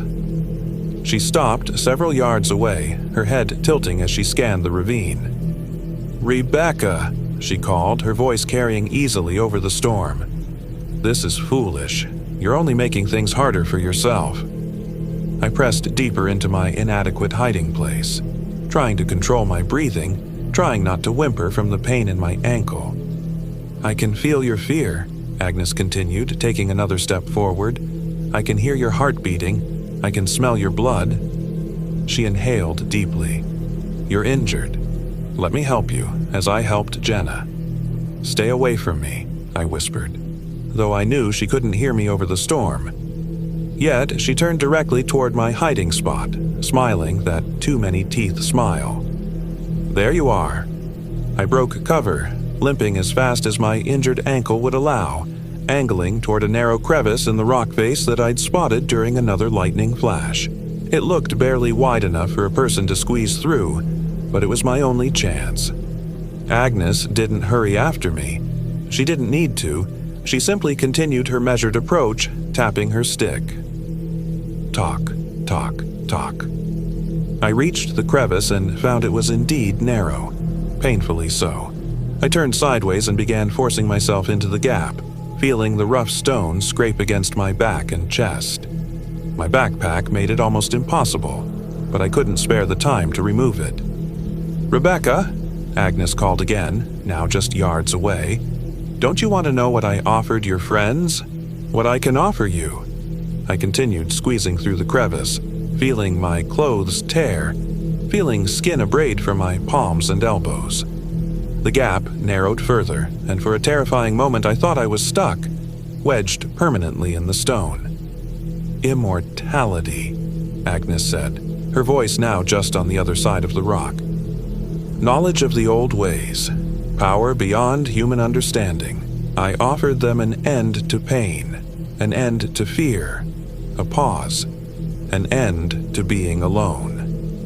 I gave a final desperate push and broke through to the other side of the crevice, falling onto a muddy slope beyond. Without pausing, I scrambled up and ran, heedless of direction, driven purely by the need to escape. The terrain changed around me, the ravine giving way to dense forest once more. The trees loomed, their branches twisting in the wind like reaching arms. Roots seemed to rise from the ground specifically to trip me, and more than once I fell, each time taking longer to rise again. My lungs burned, my ankle throbbed, my whole body trembled with exhaustion and cold and fear. But I kept going, pushing deeper into the woods, hoping to lose Agnes in the vastness of the forest. How long I ran, I couldn't say. Time seemed to stretch and compress in strange ways. Eventually, I collapsed against the trunk of a massive pine, unable to go any further. The rain had lessened to a steady drizzle, and the thunder had moved off into the distance. I sat there, shivering, trying to think through my options. My friends were lost to me, transformed by Agnes into something inhuman. I was alone, injured, without supplies, hopelessly lost in a wilderness that seemed to obey Agnes's will rather than the laws of nature. My only hope was to find my way back to civilization, to a trail, a road, any sign of human presence. But I had no compass, no map, no idea which direction to take. My phone was long dead, and even if I picked a direction and started walking, I had no guarantee that Agnes's woods would let me leave. As if in response to my thoughts, the humming began again, distant but unmistakable. 3 voices in perfect, inhuman harmony. They were hunting me. With a groan, I pulled myself to my feet and started moving again, choosing a direction purely at random. The forest had grown darker, if that was possible. The spaces between trees filled with a blackness that seemed almost solid. The path ahead twisted and turned unpredictably, forcing me to constantly change direction. I became aware of shapes moving in my peripheral vision, darting from tree to tree, always just out of direct sight. The humming continued, sometimes fading almost to inaudibility, sometimes swelling until it seemed to come from directly behind me. Then I saw a light. At first, I thought it was another lightning flash, but it remained steady, a warm, yellow glow shining through the trees ahead. Hope surged through me. A campsite? A cabin? Some sign of normal human presence? I altered my course toward the light, moving as quickly as my injured ankle would allow. As I drew closer, I saw that it was indeed a cabin, but not Agnes's. This one was larger, more modern, with a metal roof rather than wood shingles and a proper porch with chairs. A ranger station, perhaps, or a hunting lodge. Whatever it was, it represented safety. I stumbled the last few yards to the porch and pounded on the door. "Hello? Please, I need help. Let me in." No response came from within, but the door swung open at my touch, just as Agnes's had. I hesitated on the threshold, suddenly wary. But the humming was growing louder behind me, and I could see shapes moving among the trees at the edge of the small clearing. I had no choice. I entered the cabin and quickly shut the door behind me, throwing the deadbolt. The interior was warmly lit by several kerosene lanterns and a cheerful fire in a stone fireplace much like the one in Agnes's cabin. But unlike her sparse dwelling, this place was comfortably furnished with a sofa, rocking chairs, a large wooden dining table, and shelves lined with books. A doorway led to what appeared to be a kitchen, and another to what I assumed was a bedroom. "Hello," I called again. "Is anyone here?" No answer came. The cabin appeared empty of people, though it showed every sign of current habitation. A book lay open on the sofa, a half-eaten meal on the table, the fire burning strong. I moved to the window, peering out into the darkness. The humming had stopped. No shapes moved among the trees. For the moment, at least, I seemed to be safe. I sank onto the sofa, the adrenaline draining from my system, leaving me shaky and nauseated. My ankle had swollen to nearly twice its normal size, and various cuts and scrapes from my desperate flight stung fiercely. Whoever owned this cabin would surely return soon, I told myself. All I had to do was wait, explain my situation, ask for help. In the meantime, I needed to tend to my injuries. I found a bathroom off the kitchen, complete with a medicine cabinet containing basic first aid supplies. I cleaned and bandaged the worst of my cuts, then wrapped my ankle as best I could with an elastic bandage I found. The pain ebbed somewhat, but I knew I wouldn't be running again anytime soon. Returning to the main room, I finally allowed myself to really look at my surroundings. The books on the shelves caught my eye first. Leather-bound volumes with titles in languages I didn't recognize. Interspersed with them were jars containing herbs, crystals, and other substances. My unease growing, I moved to the dining table and examined the half-eaten meal. The plate contained what looked like ordinary stew, but beside it lay a small bowl of what appeared to be the same dark, viscous liquid Agnes had used on Jenna. With mounting horror, I looked more closely at the seemingly normal cabin. The fireplace stones were arranged in patterns similar to those at the base of the dead tree. The beams of the ceiling were carved with the same symbols I'd seen on Agnes's wall. And hanging above the mantel was an old photograph in an ornate frame. A photograph of Agnes Whitewood, looking exactly as she had appeared to me, though the picture had to be well over a century old. This wasn't a refuge. This was another of Agnes's places, perhaps her real home, while the crude cabin in the ravine was meant for, other purposes. I had walked right into her web. As if on cue, I heard the now familiar sound outside the door. Talk, talk, talk. Panic flooded through me. I looked frantically for a weapon, grabbing a heavy iron poker from beside the fireplace. I backed toward the bedroom door, hoping to find another exit. The deadbolt slid open on its own, and the door swung wide. But it wasn't Agnes who stood there. It was Melissa. She looked almost like her old self, except for her eyes. Still those expanded pupils that seemed to absorb light rather than reflect it. She wore dry clothes that must have come from the cabin, her hair neatly brushed, her expression serene.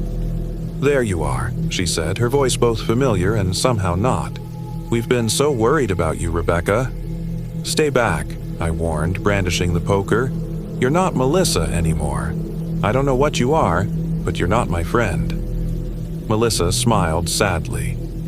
"I'm more myself than I've ever been," she said, stepping into the cabin. Behind her came Jenna, similarly transformed, similarly calm. "Where is she?" I demanded. "Where's Agnes?" "She'll be here soon," Melissa replied. "She's giving us time to talk to you first. She thought you might listen to us more easily than to her." "There's nothing to talk about," I insisted, though my voice trembled. "I'm not letting her do to me what she did to you." Jenna laughed softly. "You think this was done to us? This was a gift, Rebecca, one we accepted willingly." She moved with fluid grace, no sign of her broken leg except a slight tear in her pant leg where the bone had pierced the fabric. "Willingly? You were terrified, Jenna. You begged her to stop." "I was afraid of the unknown," Jenna admitted. "But now I understand, and so will you."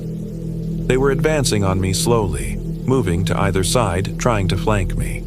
I backed further into the bedroom, searching desperately for an exit. There was a window, but it was small and appeared to be sealed shut. "What did she do to you?" I asked, partly out of genuine horror, partly to buy time. "What are you now?" "We're what we were always meant to be," Melissa said. "What all humans once were, before they forgot the old ways, the old powers. Before they cut themselves off from the earth and sky and the spaces between." "You're talking nonsense," I said. "Am I?" Melissa gestured, and one of the kerosene lamps floated from its place on a side table, drifting through the air to hover between us. "Does this seem like nonsense to you?" I stared in disbelief as the lamp hung in midair, defying gravity. That's not possible."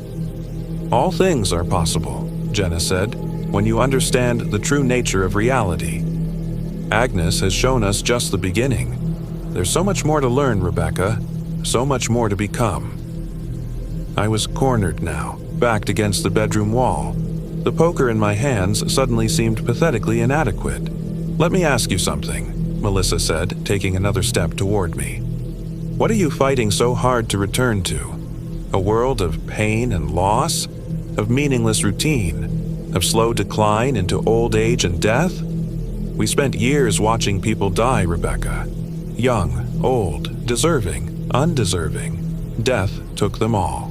But it doesn't have to take us." Her words stirred something in me. A deep exhaustion, a recognition of the truth in what she said. We had seen so much death in our careers, so much suffering. And for what? To delay the inevitable by days, weeks, years at most? But I pushed the thought away. "Whatever she's offering, there's a price," I insisted. "There always is." "Of course there's a price," Jenna agreed readily. "Everything worthwhile has a cost, but it's one we're willing to pay." She gestured to herself, to Melissa. "Look at us, Rebecca. Really look. Are we suffering? Are we diminished?" They weren't. That was the terrible thing.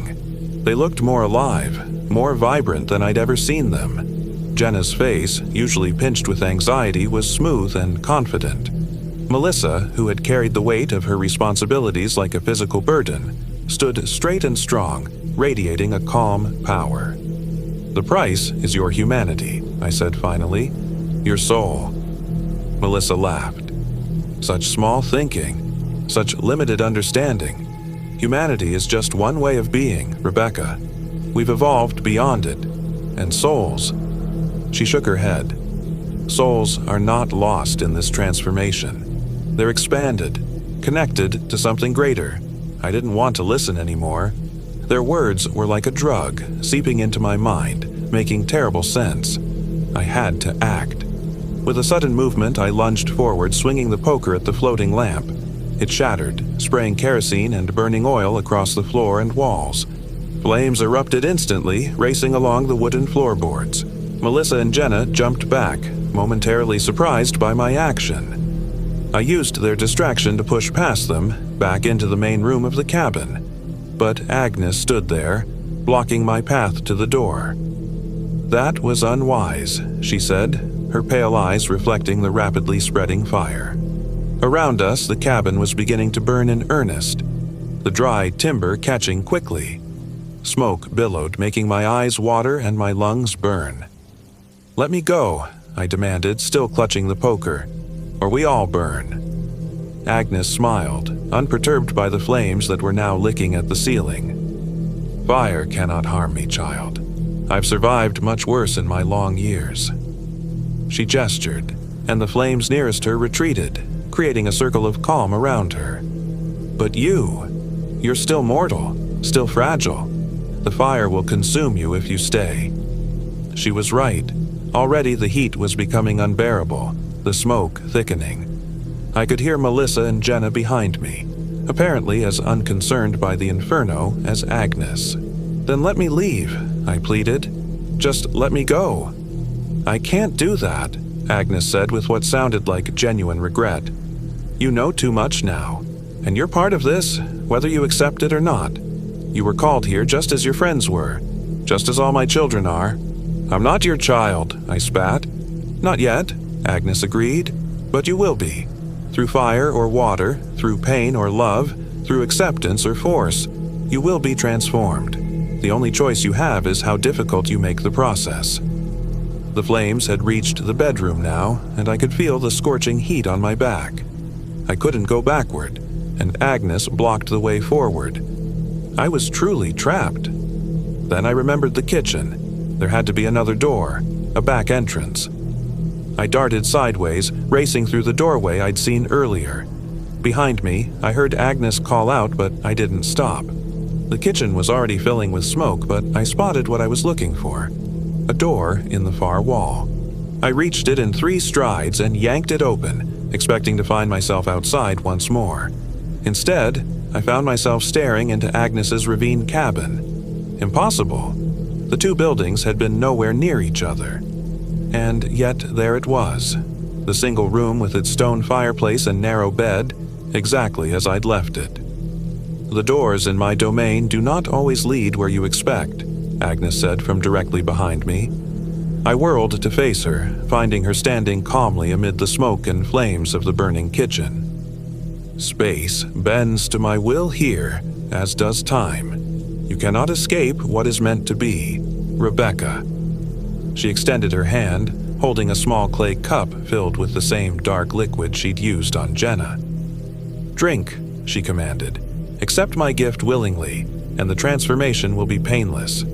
Fight, and it will be agony beyond imagination." The smoke was choking me now, making it impossible to think clearly.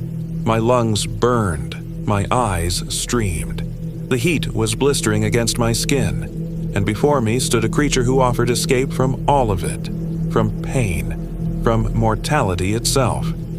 For a moment, just a moment, I was tempted to give in, to join Melissa and Jenna in whatever they had become, to never again fear death or suffering. But some last spark of defiance flared within me. "No," I croaked through my smoke-raw throat. "I choose to remain human. Whatever that means, whatever it costs." Agnes's face hardened. "So be it." She lunged toward me with inhuman speed, the cup still extended. I reacted purely on instinct, swinging the poker I still clutched. It connected solidly with her arm, knocking the cup from her grasp. The dark liquid splashed across the burning floor, where it sizzled and bubbled like acid. Agnes hissed in pain or rage. I couldn't tell which, and lunged again. This time I was ready, ducking under her outstretched arms and darting through the door that still stood open, leading impossibly back to her original cabin. I slammed the door shut behind me and frantically looked for something to barricade it with.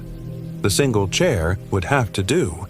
I wedged it under the doorknob just as something heavy slammed against the other side, making the wooden frame creak ominously. The ravine cabin was as I remembered it. A single room with a fireplace, a bed, and little else. The front door stood open, rain still visible beyond it. Freedom, if I could reach it. Another impact shook the door I'd barricaded. The chair legs scraped a few inches across the floor. It wouldn't hold for long. I limped toward the front door as quickly as my injured ankle would allow. Behind me, wood splintered as a third impact hit the barricaded door. I was halfway across the cabin when a figure appeared in the open doorway, silhouetted against the night. Jenna. Her transformed eyes gleamed in the darkness as she blocked my escape. "Don't make this harder than it needs to be," she said. "You can't win against what we've become." The barricaded door finally gave way with a crash. I turned to see Agnes standing in the doorway with Melissa right behind her.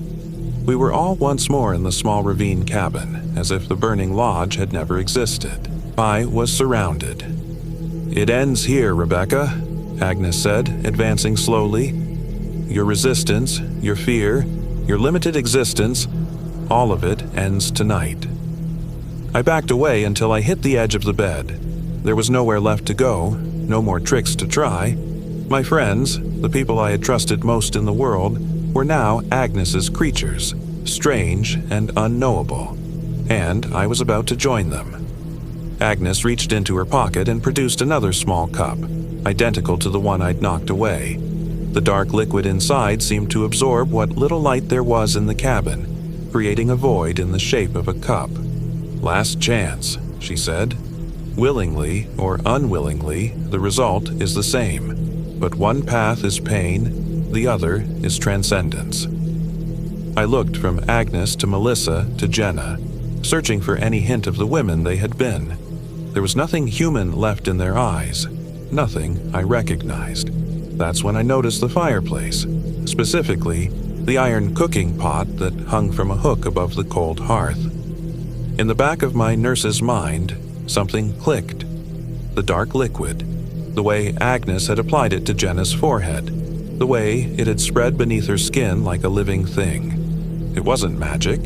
It was something organic, something that could be destroyed. With my last burst of strength, I lunged past Agnes toward the fireplace. I grabbed the heavy iron pot and swung it with all my might at the cup in Agnes's hand. The impact sent the dark liquid flying, not onto the floor this time, but directly into Agnes's face. She screamed, a sound unlike anything I'd ever heard, more animal than human. The liquid seemed to cling to her skin like tar, spreading rapidly across her features. She clawed at her face, but only succeeded in spreading it further. "What have you done?" she shrieked. "What have you done?" The liquid was moving with purpose now, flowing into her eyes, her nose, her mouth. Wherever it touched, her skin began to wither, to age, to decay. Years, decades, centuries of suspended time catching up in seconds. Melissa and Jenna stood frozen in shock, watching as their mistress writhed in agony. Then, to my amazement, the black veins that had spread beneath Jenna's skin began to recede. Her eyes cleared, the unnatural darkness draining away. Beside her, Melissa underwent a similar transformation, gasping as if waking from a dream. Agnes fell to her knees, still clawing at her rapidly aging face. "My children," she rasped, reaching toward Melissa and Jenna. "Help me." But they stared at her with growing horror and recognition, backing away from her grasping hands. "What did she do to us?" Jenna whispered, looking down at her healed leg as if seeing it for the first time. "I don't know," Melissa answered, her voice shaking. "But it's wearing off. Whatever hold she had, it's breaking." Agnes gave one final terrible cry, and then her body seemed to collapse in on itself, aging centuries in moments, until all that remained was a pile of dust and ancient cloth on the cabin floor. Her walking stick, the source of that terrible tapping, rolled away, coming to rest against the fireplace stones. For a long moment, none of us moved or spoke. The only sound was the rain, still falling steadily outside. Then Jenna began to sob, deep, racking cries that shook her entire body. Melissa went to her, wrapping her arms around her, though she too was trembling violently. Is it over?" I finally managed to ask. Melissa looked at the pile of dust, then at me. "I think so," she said.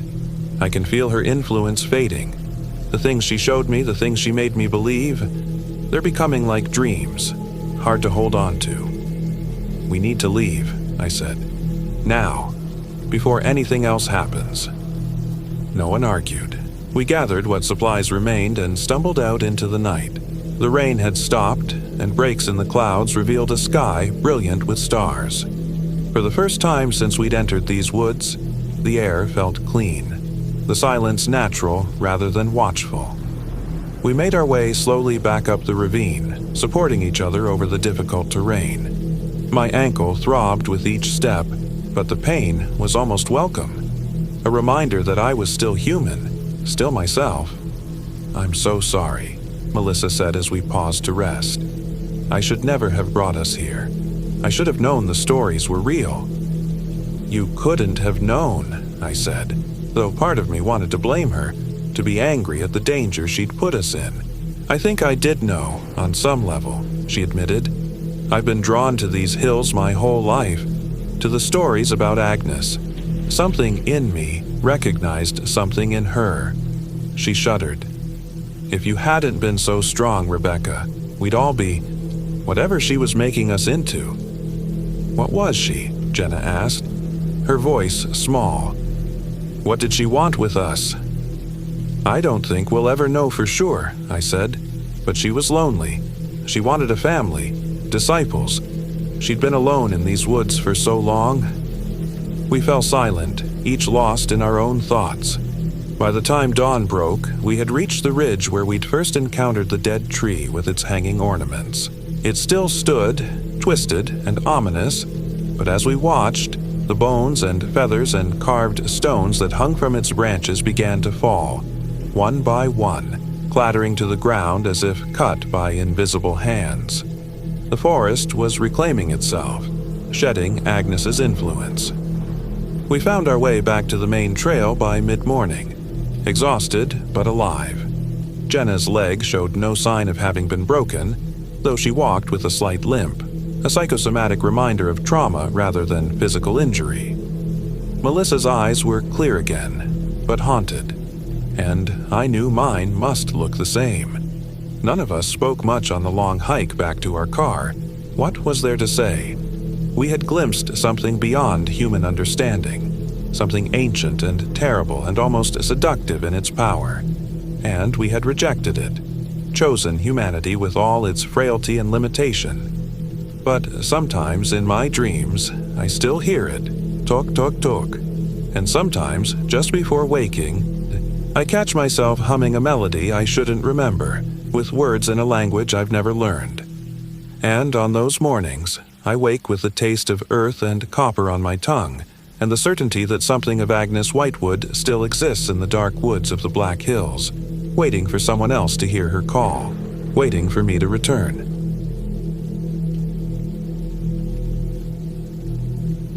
My name is Eli Morgan. I'm 34 years old.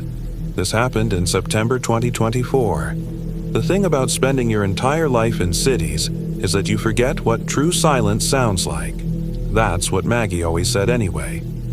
My girlfriend had been trying to convince me to disconnect for years, claiming that a weekend without cell service would somehow reset our brains and save our relationship. I always found excuses, deadlines, meetings, family obligations, until I ran out of them. So there we were, driving our rented SUV through the winding roads of Badlands National Park in South Dakota, windows down, breathing in the crisp autumn air. Maggie's auburn hair whipped around her face as she leaned out the window, pointing excitedly at the stark limestone formations rising like ancient monuments against the sky. She'd planned everything. Our 3-day hike through Sage Creek Wilderness area, one of the most remote parts of the park.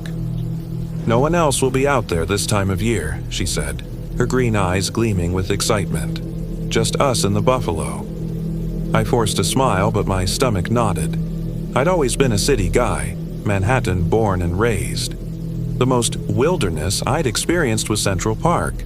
But Maggie, with her outdoor education background and spirit for adventure, had been planning this trip for months. It was her last attempt to inject some life into our failing relationship, though neither of us had said those words out loud. We arrived at the ranger station mid-afternoon. Inside, a tall man with leathery skin and a gray mustache looked up from his desk. "You folks headed into Sage Creek?" Ranger Matthews, according to his name tag, asked, eyeing our expensive gear with skepticism. "Yes," Maggie answered confidently. "We've got our backcountry permit all set up. 3 nights hiking from Deer Haven to the northwest section." The ranger frowned. "That's mighty isolated territory. Haven't had many hikers out that way lately." "That's the idea," Maggie said with a smile. As the ranger reviewed our permits, a younger man in a similar uniform entered, dropping a stack of papers on the counter. He had a deep scar running from his left eye to his jaw. "Oh, Jim," Matthews said, "these folks are heading to Sage Creek. Didn't you say something about strange tracks out that way?" The younger ranger, Jim, glanced at us, his expression darkening. "Yeah, found some odd prints last week. Probably just a mountain lion, though." His eyes lingered on me. "You two experienced hikers?" "I am," Maggie said. "Eli here's a beginner, but I've been leading wilderness trips for years." Jim nodded slowly. "Just stick to the marked trails. And if you see anything unusual, head back this way. Cell service is non-existent out there." "Unusual like what?" I asked. Jim and Matthews exchanged glances. "Just wildlife," Matthews said dismissively.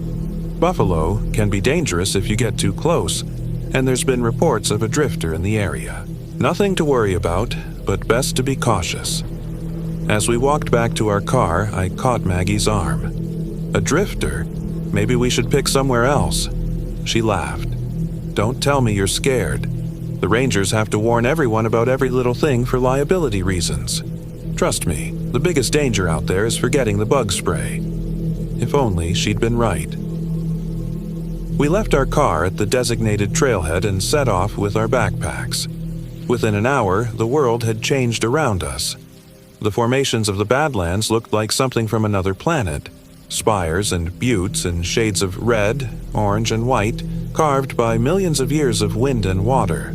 Prairie grasses swayed in the breeze, and the vast blue sky stretched endlessly above. Maggie walked ahead of me, her stride confident. She'd dressed the part in her hiking pants, moisture-wicking shirt, and wide-brimmed hat. I followed in my brand-new boots that were already giving me blisters. "Isn't this glorious?" she called over her shoulder. No emails, no texts, no social media, just us and nature. "Glorious," I echoed, not entirely convinced as I swatted away a mosquito. By sunset, we'd hiked about 8 miles into the wilderness. Maggie found a flat area protected by rock formations for our campsite.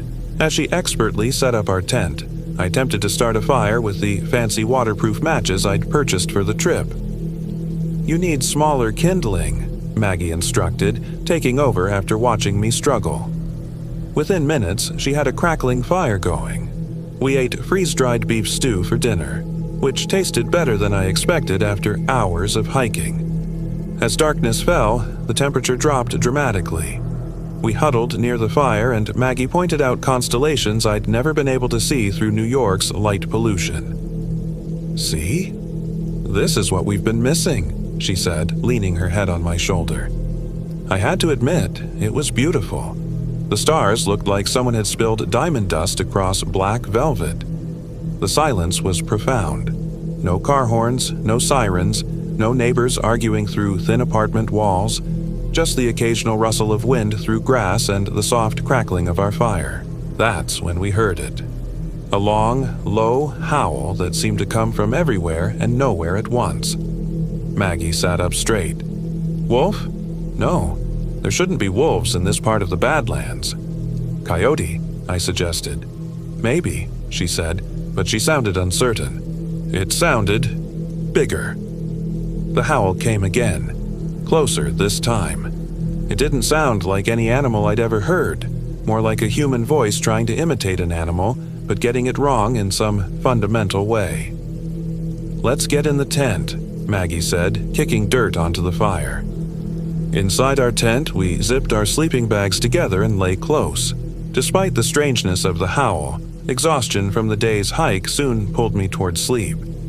Just before I drifted off, Maggie whispered, "Did you hear that?" I listened. Footsteps circling our tent. Too heavy for a coyote, too deliberate for a buffalo. "Probably just deer," I whispered back, though I didn't believe it. Maggie unzipped her side of the sleeping bag and reached for the flashlight. "What are you doing?" I hissed. "I'm going to check." "Are you crazy? Stay here." But Maggie had already unzipped the tent flap and stepped outside, flashlight beam cutting through the darkness. I counted to 10, waiting for her to return or call out. When she didn't, I scrambled out after her. The moonlight bathed the landscape in an eerie silver glow. Our campsite looked untouched, no signs of animals or intruders, and no sign of Maggie. "Maggie," I called, my voice sounding small in the vast silence. Nothing. "Maggie," I shouted, panic rising in my chest. "Over here." I turned toward her voice. She stood about 20 yards away at the edge of a drop-off, her back to me. "What is it? Did you see something?" I asked, walking toward her. When I reached her side, I saw she was staring down into a narrow ravine. Her flashlight illuminated something at the bottom, what looked like a pile of bones.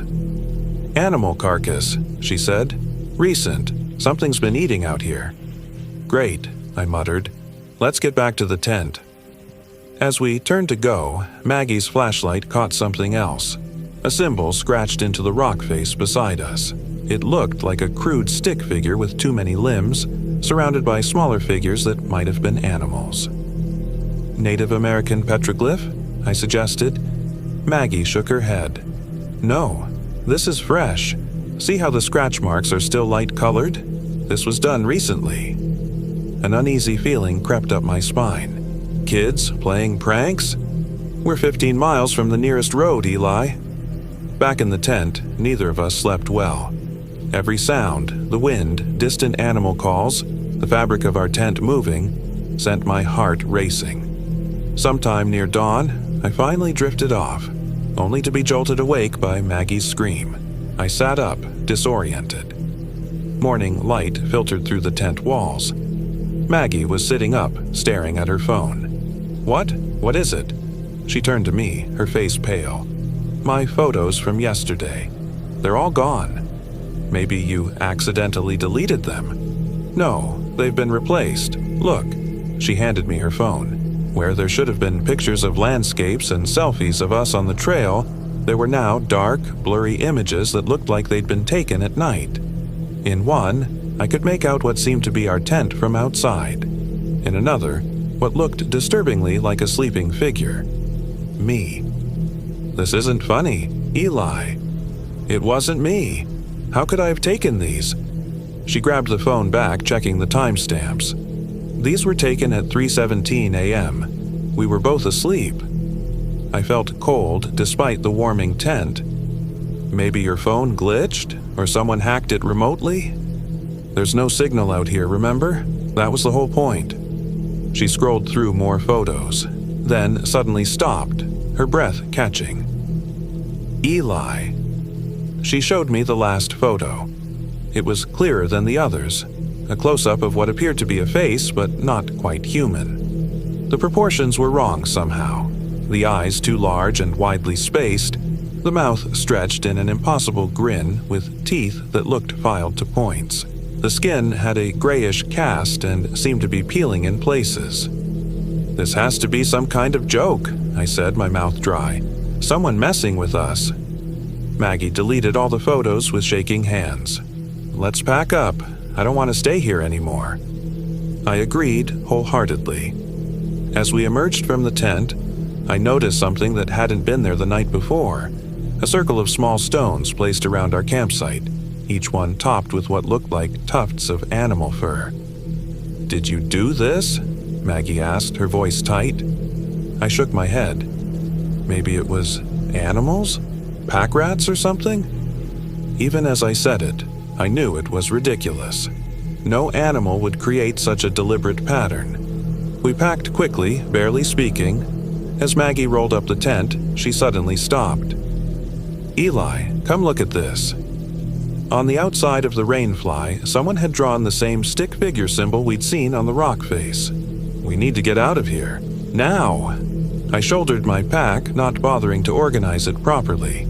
Maggie checked her GPS device. "If we head southeast, we can cut across to Sheep Mountain Table. There's a ranger station there. It's only about 10 miles. Lead the way." We set off at a brisk pace, both of us glancing over our shoulders every few minutes. The beautiful landscape now seemed menacing. Too many places for someone to hide, watching us. After about 2 hours of hiking, Maggie stopped abruptly. "This isn't right," she said, checking her GPS. "We should have hit a marked trail by now." She frowned at the screen. "That's weird. According to this, we've been walking in circles. How is that possible? We've been walking straight." "I don't know." She tapped the device. "Maybe it's malfunctioning." She pulled out her paper map and compass. After a few minutes of comparing landmarks to the map, her frown deepened. "This doesn't make any sense. According to the map, that formation over there is Castle Butte, which means we've somehow gone northwest instead of southeast." I looked up at the sun. "That's impossible. The sun rises in the east. We've been heading toward it all morning." Maggie looked at me strangely. "Eli, it's almost noon. The sun is overhead." I checked my watch. It read 8:17 a.m. Maggie's watch said 11:43 a.m. "Something's wrong with your watch," I said. "Or yours." She looked around, anxiety clear on her face. "Let's try again. The ranger station at Sheep Mountain should be that way." She pointed. "We'll aim for it directly and check the compass every few minutes." We walked for another hour, stopping frequently to confirm our direction. Despite our best efforts, we somehow ended up back at our original campsite, the circle of stones still in place. "This is impossible," Maggie whispered. "Are we losing our minds?" A twig snapped behind us. We both whirled around. A man stood about 30 yards away, watching us. He was tall and gaunt, dressed in dirty jeans and a flannel shirt despite the warm day. Even from this distance, I could see his eyes were unnaturally pale. "Hello there," he called, his voice oddly cheerful. "You folks lost?" Maggie and I exchanged glances. Part of me was relieved to see another human being, but something about the man set off alarm bells. "We're fine," Maggie called back, "just taking a break before heading out." The man approached, his movements fluid but somehow wrong, as if his joints worked differently than they should. "Name's Jeremiah Blackwood," he said as he drew closer. His smile revealed yellowed teeth. "I live out these ways. Don't get many visitors." "You live out here?" I asked. "In the national park?" He gestured vaguely behind him. "Got a cabin a few miles that way. Been in my family for generations. Before this was a park, you understand." That didn't sound right. The Badlands had been a national park since the 1930s. "Well, nice to meet you," Maggie said, clearly trying to end the conversation. "We should get going." "Where you headed?" Jeremiah asked. "Sheep Mountain Ranger Station," I said. Jeremiah's smile flickered for just an instant. "You don't want to go that way. Trails washed out from the spring floods. Dangerous. I can show you a better route." He pointed in the opposite direction from where we'd been trying to go. "Thanks, but we have a GPS," Maggie said, patting her pocket where the device was stored. Jeremiah chuckled. "Technology doesn't work right out here. Something about the minerals in the soil. Plays havoc with compasses, too." He tapped his temple. "Better to trust someone who knows the land." I glanced at Maggie, who gave an almost imperceptible shake of her head. "We appreciate the offer," I said, "but we'll stick to our route." Jeremiah's friendly demeanor changed instantly. His pale eyes hardened, and his mouth twisted into a grimace. "Suit yourselves," he said coldly. "But these lands don't take kindly to outsiders who don't listen to advice." He turned and walked away, disappearing behind a rock formation. "Okay, that was creepy as hell," I whispered once he was out of earshot. "He's trying to lead us away from the ranger station," Maggie said. "There's no cabin out here. The whole park is federal land." "Do you think he's the drifter the rangers mentioned?" "Maybe, or a poacher." She hesitated. "But how did he know we were using a compass? And what he said about technology not working?" "Coincidence," I said, though I didn't believe it. "Let's go, and keep an eye out for him." We set off again, this time using only natural landmarks for navigation. If we kept the distinctive formation called the Castle to our right and headed toward the tallest butte visible to the east, we should eventually hit a marked trail. The sun beat down mercilessly as we hiked across the rugged terrain. Despite drinking regularly from our water bottles, I felt increasingly thirsty. My new boots had rubbed raw spots on both heels, and each step was becoming painful. "Need a break?" Maggie asked, noticing my limp. "I'm fine," I lied. She stopped anyway, pulling out the first aid kit to give me some moleskin for my blisters. As she knelt to help me apply it, she suddenly grabbed my arm, her fingers digging in painfully. "Don't move," she whispered. I followed her gaze. About 50 yards ahead of us, partially hidden behind a rock outcropping, was Jeremiah. He appeared to be talking to someone else, a smaller figure I couldn't make out clearly. "How did he get ahead of us?" I whispered. "I don't know, but let's change direction." We veered west, hoping to circle around without being spotted. For the next hour, we picked our way carefully through the landscape, staying low and using the natural features for cover. Just as I was beginning to think we'd lost him, we crested a small rise and found ourselves looking down into a shallow valley. In the center stood a small, dilapidated cabin that looked like it had been there for a century. Smoke rose from a crooked stone chimney. "That's impossible," Maggie said. "There are no private residences in this part of the park." Yet there it was, and outside, hanging from a clothing line were pieces of fabric that looked disturbingly like hiking clothes, similar to what we were wearing. "Let's go back," I said. "Try another direction." Before Maggie could respond, a sound reached us. Singing. A woman's voice, high and clear, singing a melody that made my skin crawl. It seemed to be coming from the cabin. "Hello?" a voice called, Jeremiah's voice. "I see you up there. Come on down and meet the missus." I grabbed Maggie's arm. "Run!" We turned and fled back the way we'd come, scrambling over rocks and through patches of prairie grass. We ran until our lungs burned, then finally stopped in the shelter of a large rock formation. "Did he follow us?" Maggie gasped. I peered back the way we'd come. No sign of pursuit. "I don't think so." "That cabin," Maggie said. "It can't be there. I studied the maps for weeks. There are no structures in this part of the park." "Obviously your maps are outdated," I said, trying to sound more confident than I felt. "And those clothes on the line?" I didn't want to think about what they might mean, that we weren't the first hikers to encounter Jeremiah. "Let's just focus on finding our way out," I said. "The sun will be setting in a few hours." We consulted the map again, trying a new approach. If we headed directly south, we would eventually hit the park road, no matter what. As we walked, I couldn't shake the feeling we were being watched.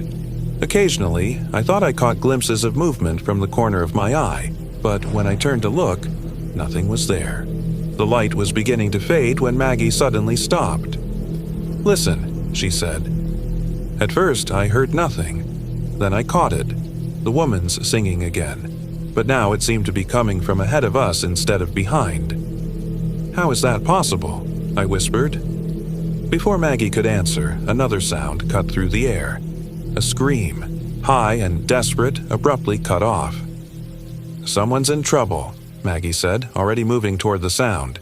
"Wait!" I grabbed her arm. "It could be a trap." She shook me off. "Or it could be another hiker. We can't just ignore it." She was right, of course, but everything in me screamed that we should run in the opposite direction. Reluctantly, I followed as Maggie moved cautiously toward where the scream had come from. We crested another rise and found ourselves looking down at, impossibly, the same cabin we'd seen earlier. "This can't be happening," Maggie whispered. "We've been walking south. That cabin was north of us." As we watched, the door of the cabin opened. A woman stepped out, rail-thin with long gray hair hanging in matted clumps around a face that was deeply lined. She wore a dress that might once have been white but was now a dingy gray. In her hand, she carried what looked like a large hunting knife. "Martha!" Jeremiah's voice called from inside the cabin. "We got company coming." The woman, Martha, looked up directly at our position, though we were well hidden. A smile spread across her face, revealing gaps where teeth should have been. "I see them," she called back, her voice the same one we'd heard singing. "Two of them, just like you said." My blood ran cold. There was no way she could see us from that distance, hidden as we were behind rocks. "We need to go," I whispered to Maggie. "Now!" For once, she didn't argue. We backed away slowly, then turned and ran once we were out of sight of the cabin.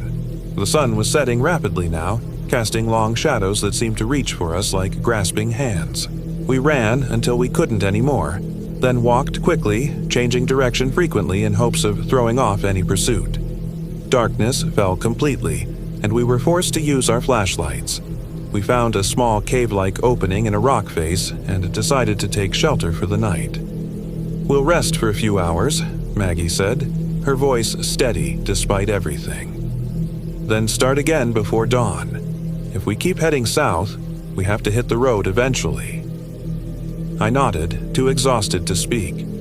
We didn't bother setting up the tent, just unrolled our sleeping bags at the mouth of the small cave. Neither of us suggested a fire. The less attention we drew to ourselves, the better. We ate energy bars in silence, both lost in our own thoughts. Finally, Maggie spoke. "This doesn't make any sense. That cabin can't be in two places at once.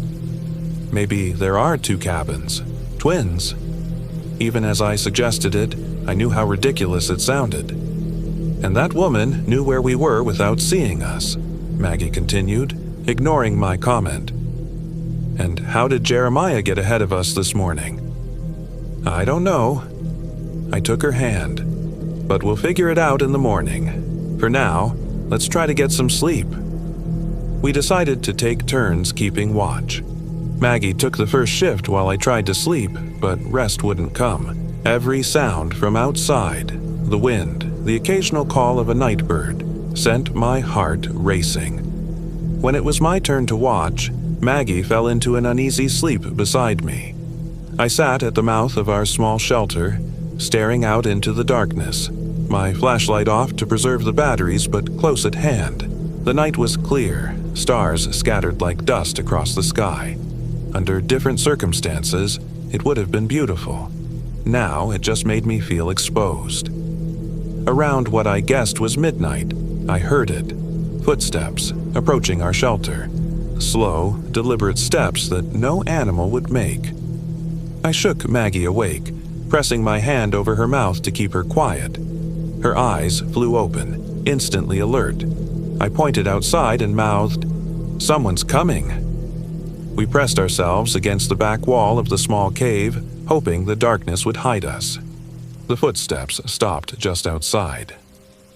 "I know you're in there," came Jeremiah's voice, silky and amused. "No sense in hiding." Neither of us moved or made a sound. "The missus has dinner almost ready. Venison stew. You two must be hungry after all that running around today." When we still didn't respond, he sighed loudly. "Have it your way, but these lands play tricks on those who don't know them. You'll never find your way out without help. The Blackwoods have lived here for generations.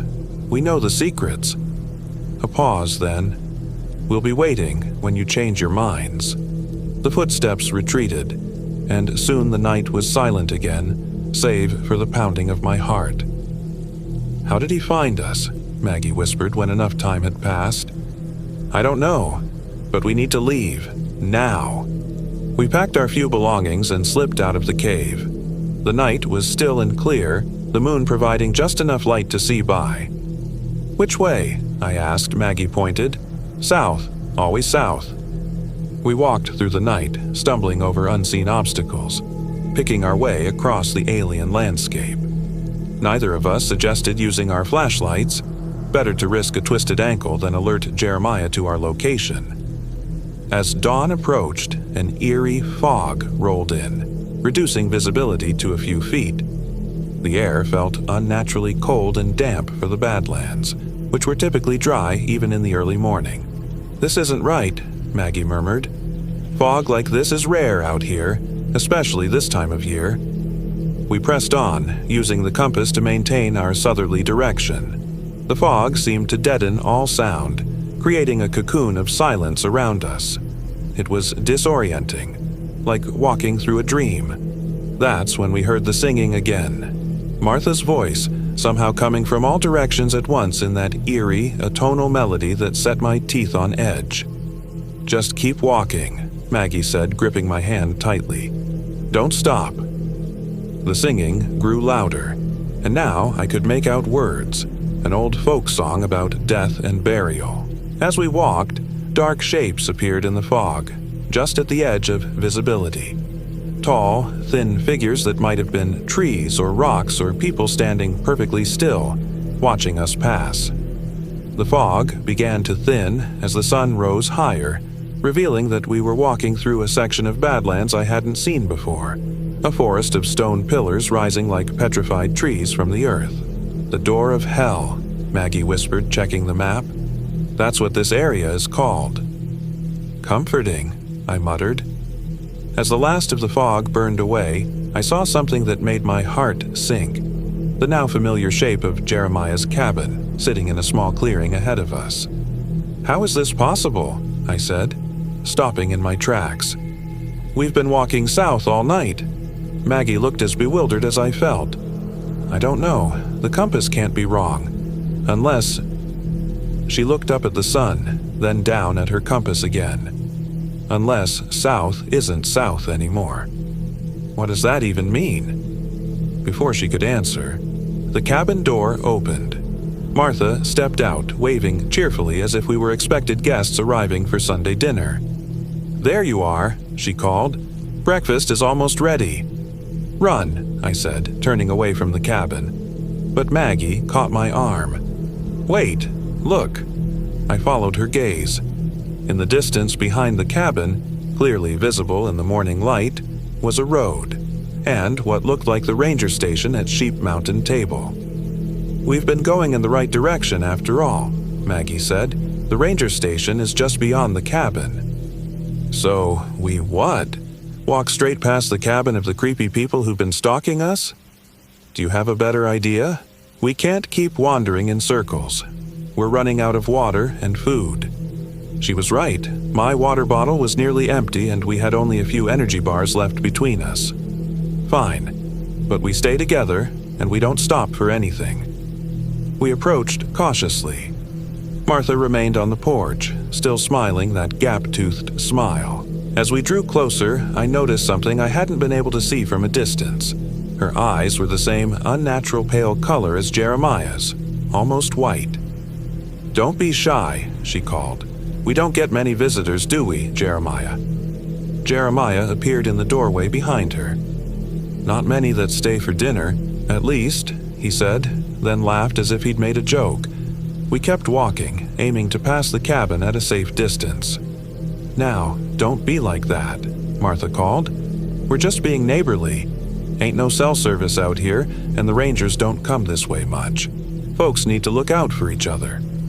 We were almost past the cabin when I noticed something hanging from a hook on the porch. A familiar-looking red backpack, identical to the one Maggie was carrying. Maggie saw it too. Her step faltered. "Keep going," I whispered, "but that's—" "I know. Keep walking." We were just past the cabin when Jeremiah called out, "You left something behind last time, Margaret." Maggie froze. I hadn't told him her name. She turned slowly.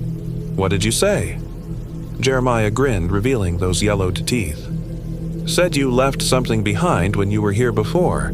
Your journal. Got some real interesting writings in it." "I've never been here before," Maggie said, but her voice wavered. "Sure you have. Don't you remember? You and that fellow. What was his name? Martha?" "David," Martha supplied. "Nice boy. Didn't scream much."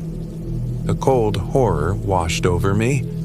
David had been Maggie's boyfriend before me, the one who had disappeared during a solo camping trip 2 years ago. "You're lying," Maggie said, but there were tears in her eyes. Jeremiah disappeared into the cabin and returned holding a small leather-bound book. Even from this distance, I recognized it.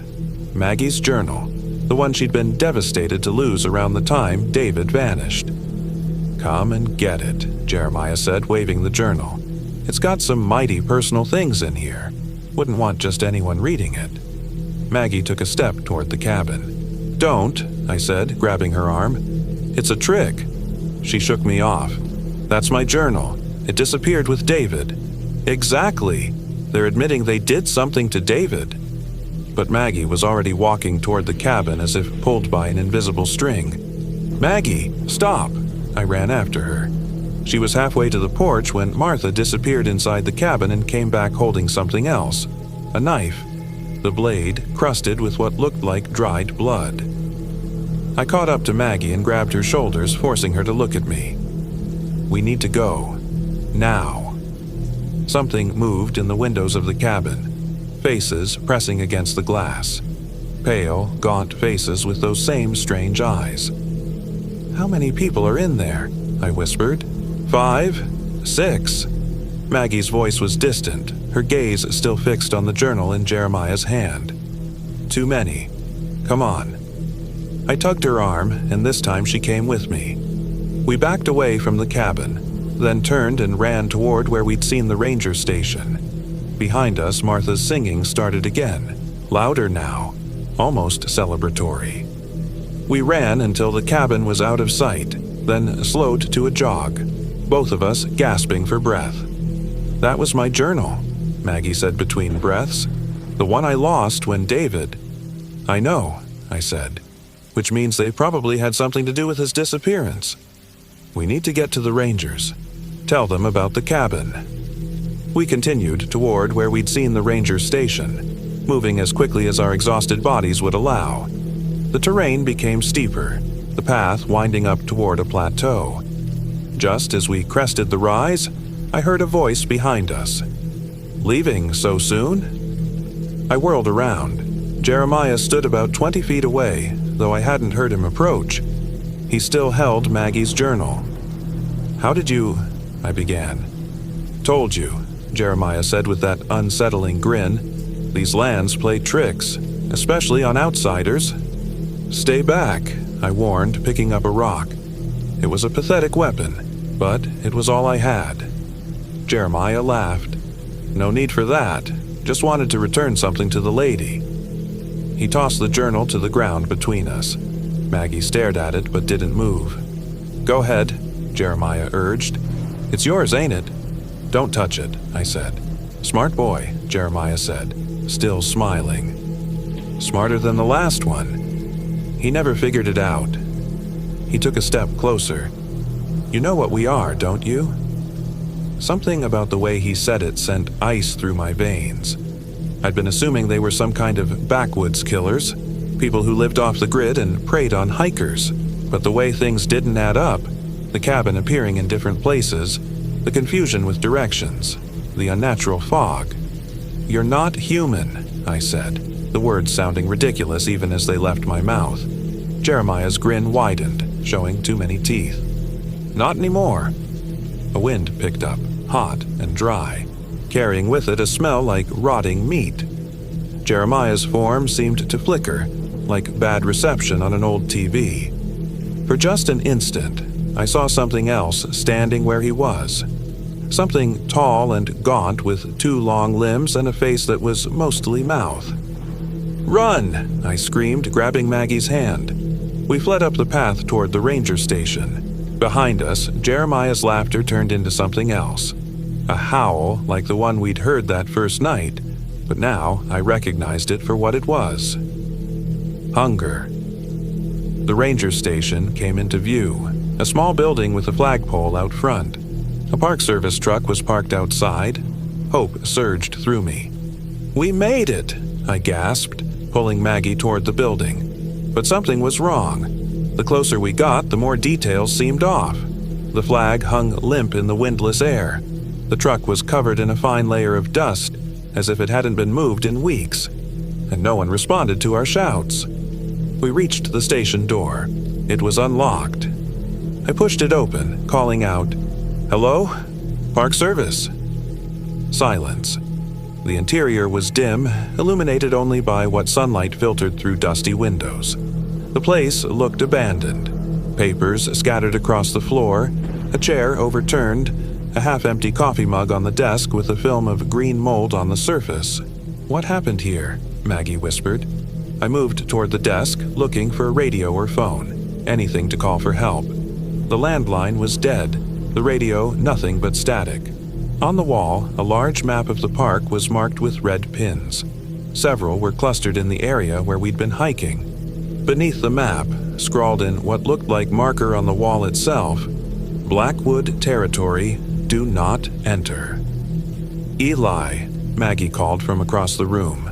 "Look at this." She stood by a bulletin board covered with missing persons flyers. There were dozens of them, going back years. Young hikers, mostly couples. Some of the faces looked vaguely familiar. People whose disappearances had made the national news briefly before being forgotten. And there, in the center, a face I knew well. David, Maggie's ex-boyfriend. Smiling in the photo, no idea what awaited him. "They've been doing this for years," Maggie said, her voice hollow. "How has no one stopped them?" A thought occurred to me, a terrible one. What if the rangers know? What if they can't stop them? That's ridiculous. They're park rangers, not supernatural experts. I looked around at the abandoned station. Then where are they? Why did they warn us about a drifter, but not about the Blackwoods? Maybe they didn't know. I pointed to the writing on the wall. They knew something. A sound from outside caught our attention. A vehicle approaching. We rushed to the window. A Park Service Jeep was pulling up, a uniformed ranger at the wheel. "Thank God," Maggie breathed. We hurried outside, waving our arms. The ranger, a middle-aged woman with short gray hair, looked surprised to see us. "What are you folks doing out here?" she asked, climbing out of the Jeep. Her name tag read, Collins. "We need help," I said. "There are people in the park, the Blackwoods. They're dangerous." Ranger Collins' expression changed, her eyebrows drawing together. "Where did you hear that name?" "We met them," Maggie said. "They have a cabin. They've been following us, stalking us. I think they killed my ex-boyfriend 2 years ago." The ranger's hand moved to the gun at her hip. "Get in the vehicle, now." We didn't argue, climbing into the back of the Jeep. Collins got on her radio. "This is Collins at Sheep Mountain. I've got 2 hikers here. Say they encountered the Blackwoods. Requesting immediate evacuation." Static, then a voice. "Copy that. Stay put. Back up en route." Collins turned to us. "When exactly did you see them?" "First time was yesterday afternoon," I said, "but they've been stalking us ever since. Their cabin keeps moving." Collins nodded as if this made perfect sense. "The cabin doesn't move. The land does." "What does that mean?" Maggie asked. Collins sighed. "The Blackwoods are, well, we don't know exactly what they are. They've been in this area since before it was a park. Before white settlers, even. The local tribes had stories about them. People who weren't people anymore." "Wendigos," I suggested, remembering something I'd read about Native American folklore. "Something like that. The tribes avoided this whole area. Called it the thin place, where the barrier between worlds was weak. And the Park Service just lets them exist here, killing people?" Maggie's voice rose in anger. "It's not that simple," Collins said. "We've tried removing them, multiple times over the decades. They always come back. The best we can do is warn people away from that sector of the park, which is why I'm surprised you were there. That area is supposed to be closed to the public." "Our permits were for Sage Creek," I said. "We met a ranger named Matthews who approved them." Collins frowned. "There's no Ranger Matthews in this park." A chill ran through me. "Tall guy, gray mustache, had a younger ranger with him named Jim?" "No rangers by those names here." Collins' hand moved back to her gun. "What exactly did these rangers look like?" As I described them, Collins' face grew increasingly grim. "The scar on Jim's face," she said. "From eye to jaw?" I nodded. "That wasn't a ranger. That was Jeremiah Blackwood, the younger one." "But we saw him at the cabin," Maggie protested. "Much older." "They appear differently to different people," Collins said. "They show you what they think will gain your trust. Or fear." "So Jeremiah was at the ranger station? That's impossible. We left him at the cabin," I said. Collins shook her head. "There's more than one of them. A whole family. Or what looks like a family." "How many?" Maggie asked. "We don't know for sure. At least 6 that we've documented. But they can split themselves somehow, be in multiple places at once." This was too much to process. "But what do they want?" I asked. Collins didn't answer immediately. When she did, her voice was flat. "Food." The word hung in the air between us. I remembered Jeremiah's comment about dinner, Martha's remark about David not screaming much. "The missing hikers," Maggie said quietly. "That's why there are so many." Collins nodded. "We've tried to keep people out of that area, but somehow permits keep getting approved. Records get altered. Maps show trails where there aren't any." "So they have someone on the inside?" I asked. "Not exactly. It's more like they influence things. Bend reality a bit. Make you see what they want you to see." She gestured at the radio. "Backup should be here soon. We'll get you safely out of the park." We sat in tense silence for several minutes. I kept scanning the surroundings, half expecting to see Jeremiah or Martha materialize from behind a rock. Finally, the radio crackled to life. "Collins, this is Peters. We're about 5 minutes out. Over." "Copy that," Collins replied. "Be advised, subjects appear unharmed but disoriented. May have been in Blackwood territory for over 24 hours." "Understood. Bringing medical out." Collins turned to us. "Just to be safe, we're going to have you checked out at the hospital in Wall." "We're fine," Maggie insisted. "Just tired and dehydrated." "Standard procedure," Collins said, not meeting our eyes. "People who interact with the Blackwood sometimes develop symptoms later." "Symptoms of what?" I asked. Before Collins could answer, the sound of approaching vehicles reached us. 2 Park Service SUVs pulled up, followed by an ambulance. A balding ranger with a thick beard approached our Jeep. "Peters," he introduced himself. "Let's get you folks out of here." Everything happened quickly after that. We were ushered into one of the SUVs, given water and energy bars. A paramedic did a quick check of our vital signs, asked if we'd experienced any unusual symptoms, hallucinations, lost time, inexplicable wounds. "Just confusion with directions," Maggie told him. "No matter which way we walked, we kept ending up back at the cabin." The paramedic nodded as if this was a common complaint. Classic Blackwood tactics. They disorient their prey, wear them down. "Prey," I repeated. The word left a sour taste in my mouth. "Poor choice of words," the paramedic said quickly. "Victims." Not much better. As we prepared to leave, I noticed Collins in deep conversation with Peters, both of them glancing our way periodically. "They're worried about us," Maggie said, following my gaze. "Or about something we might do," I said. The thought had been forming in my mind for the past few minutes, that the Rangers seemed almost as concerned about containing us as they were about rescuing us. "What do you mean?" "I'm not sure, but they know more than they're telling us." The SUV's engine started, and we began the journey out of the park. I watched through the window as the stark landscape rolled by. It was beautiful in its alien way, but now all I saw were hiding places, ambush points, the suggestion of watching eyes in every shadow. We'd been driving for about 15 minutes when the ranger at the wheel, a young woman named Garcia, suddenly braked hard. "What the hell?" she muttered. Ahead, a figure stood in the middle of the road. Martha Blackwood, still in her grimy gray dress, still smiling that gap-toothed smile. "Drive around her," Peters commanded from the passenger seat.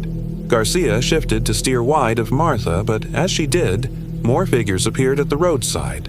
Jeremiah, the fake Ranger Matthews, the fake Jim, and others I hadn't seen before, all with those same pale, almost white eyes. "Don't stop," Peters said, drawing his sidearm. "No matter what." Garcia accelerated, giving Martha a wide berth. As we passed, Martha turned, still smiling, and spoke directly to me through the closed window. "See you soon, Eli Morgan." Then we were past her, the Blackwoods growing smaller in the rearview mirror. No one spoke for several minutes. Finally, Peters holstered his weapon and radioed the vehicles behind us. "Be advised, we have Blackwood activity on the main road. Proceed with caution." Static, then Collins' voice. "Copy that. We see them too." "That's unusual," Garcia said quietly to Peters. "They don't typically show themselves so openly." "They're getting bolder," Peters replied. "Or desperate." "Why would they be desperate?" I asked. The Rangers exchanged glances. "Food shortage," Peters said bluntly. "They typically take a couple of hikers a year, but the drought has driven away a lot of the wildlife they supplement with. And last year's search for those missing Boy Scouts put that whole area under scrutiny. They couldn't hunt without being noticed." "So they're hungry," Maggie said, her voice hollow. Peters nodded. "And you two wandered right into their territory." "Because someone gave us permits for that area," I said, anger rising. "Someone who looked like a park ranger." "We'll investigate that," Peters assured us. "Check the records, see how this happened." But I could tell from his tone that he expected to find nothing. Or worse, to find records that wouldn't match what we remembered. the Blackwoods bending reality again, covering their tracks. We drove in silence after that, each lost in our own thoughts. I kept replaying the events of the past 2 days, trying to make sense of them. The cabin appearing in different places, the confusion with directions, Martha knowing Maggie's name. Something still didn't add up. The rest of the journey passed without incident. We reached the park headquarters where we were debriefed by more rangers and asked to provide detailed statements about our encounters with the Blackwoods. Everyone treated us with a mixture of sympathy and clinical detachment, like we were simultaneously victims and specimens. Throughout it all, Maggie remained unusually quiet. When I caught her eye, she'd smile reassuringly, but it didn't reach her eyes. Something was bothering her beyond the obvious trauma of our experience. Finally, as we waited for transport to take us to the hospital in Wall for a more thorough examination, I pulled her aside. "What is it?" I asked. "There's something you're not saying." She hesitated, glancing around to make sure no rangers were within earshot. "David," she said finally. "When he disappeared, I wasn't entirely truthful about what happened." My stomach nodded. "What do you mean?" "He didn't go hiking alone. I was with him, in the Badlands." I stared at her. "But you said—" "I know what I said," she cut me off, her voice tight. "I said he went alone because I didn't want to be investigated. I didn't want to explain why I came back, and he didn't." "What happened?" I asked, though part of me didn't want to know. Maggie took a shuddering breath. "We got lost, like we did yesterday. Kept going in circles, ending up at the same spots no matter which direction we walked. Then we found the cabin." A cold feeling settled over me. "You've seen the Blackwoods before?" She nodded. "They invited us in, said they'd show us the way back to the trail. David wanted to go with them. I didn't. We argued. He went with them, and I—" Her voice faltered. "I ran. Just left him there." "Because you sensed something was wrong," I said, trying to understand. "Yes, but I should have tried harder to stop him, or gone for help immediately. Instead, I panicked, hiked out on my own, and told everyone he'd gone missing during a solo trip." Tears welled in her eyes.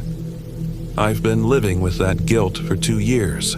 That's why I wanted to come back here, to face it, to try to find out what happened to him.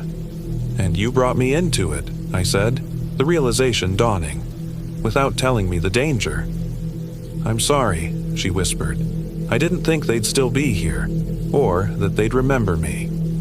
I felt a surge of anger, but it faded quickly. Looking at Maggie's tear-streaked face, I couldn't bring myself to add to her guilt. "We survived," I said finally. "That's what matters." She nodded gratefully, wiping her eyes. A ranger approached, Collins, from the Sheep Mountain Station. "Transport's ready," she said. "We'll take you to Wall Medical Center, have you checked out, then you can make arrangements to get home." "What about our car?" I asked. "It's still at the trailhead." "We'll have it brought to you," Collins assured us. "All your belongings, too." As we followed her outside to a waiting van, I asked, "What's going to happen about the Blackwoods? They're still out there." Collins' expression hardened. "We'll increase patrols, close that entire section of the park if necessary. But honestly, they'll probably just go quiet for a while, then resurface when attention dies down. It's a cycle we've seen before." "And you just accept that? People disappearing in a national park?" The anger I hadn't directed at Maggie found a new target. Collins stopped, turning to face me. "We do everything we can with the resources we have. But we're park rangers, not an army. And the Blackwoods, they're not something you can fight with conventional methods." "Then what are they?" Maggie asked. "Really?" Collins hesitated, then said, "There's a Lakota word for them, Wakinyan Sapa, the Black Spirits. Beings that were once human but chose to feed on their own kind and became something else. The land itself protects them now, or maybe they've become part of it. Either way, they've been here a lot longer than we have, and they'll probably be here long after we're gone." With that sobering thought, we were loaded into the van and driven to Wall. The medical check revealed nothing unusual, just dehydration, minor scrapes, and blisters from my new boots. We were given something to help us sleep and a referral for counseling to deal with the trauma. Our car was delivered as promised along with our belongings. Everything seemed untouched, though I couldn't shake the feeling something was different. We spent one night in a local motel, then began the long drive back to Manhattan the following morning. We didn't speak much during the journey. What was there to say? Our relationship, already strained before the trip, had been fundamentally altered by what we'd experienced. Not broken, exactly, but changed into something neither of us fully recognized yet. As South Dakota fell away behind us, I thought about the Blackwoods, their too wide smiles, their hunger, the way they bent reality around them. I wondered how many other hikers would encounter them in the years to come, lured by falsified permits or manipulated maps into that pocket of twisted space the locals called a thin place. On our second night on the road, we stopped at a motel in Ohio. As I was unpacking my bag, I found something I didn't recognize. A small, leather-bound journal tucked between my clothes. Maggie's journal, the one Jeremiah had been holding. With trembling hands, I opened it. Most of the pages were filled with Maggie's familiar handwriting. Trip plans, personal reflections, sketches of plants and animals. But the last entry was different. The handwriting was spidery and unfamiliar. "See you next time, Eli Morgan. The land remembers, and so do we." I closed the journal and set it aside, my hands shaking. I didn't show it to Maggie. She'd been through enough. We reached New York 3 days after escaping the Badlands. Maggie moved out of our shared apartment a week later. We both needed space, she said. Time to process what had happened. I didn't argue. Sometimes at night, I dream of the Badlands. Those alien spires and buttes, the vast silence, the circle of stones around our tent. And in the dreams, I'm always walking, trying to find my way out, while behind me, Martha's singing drifts on the wind. And sometimes, just as I wake, I catch a glimpse of pale eyes watching me from the corner of my bedroom, or hear a soft chuckle that sounds like Jeremiah. The doctors call it PTSD. They've given me medication that helps most of the time, but occasionally I'll find small stones arranged in a circle on my windowsill, or catch the scent of prairie grass in a Manhattan apartment where no such plants exist. And I know that Collins was right about one thing. The Blackwoods have become part of the land, and the land remembers. It remembers, and it waits, and sometimes, when you're not looking, it follows you home. My name is Eli Morgan. I'm 34 years old, and I'm never going hiking again.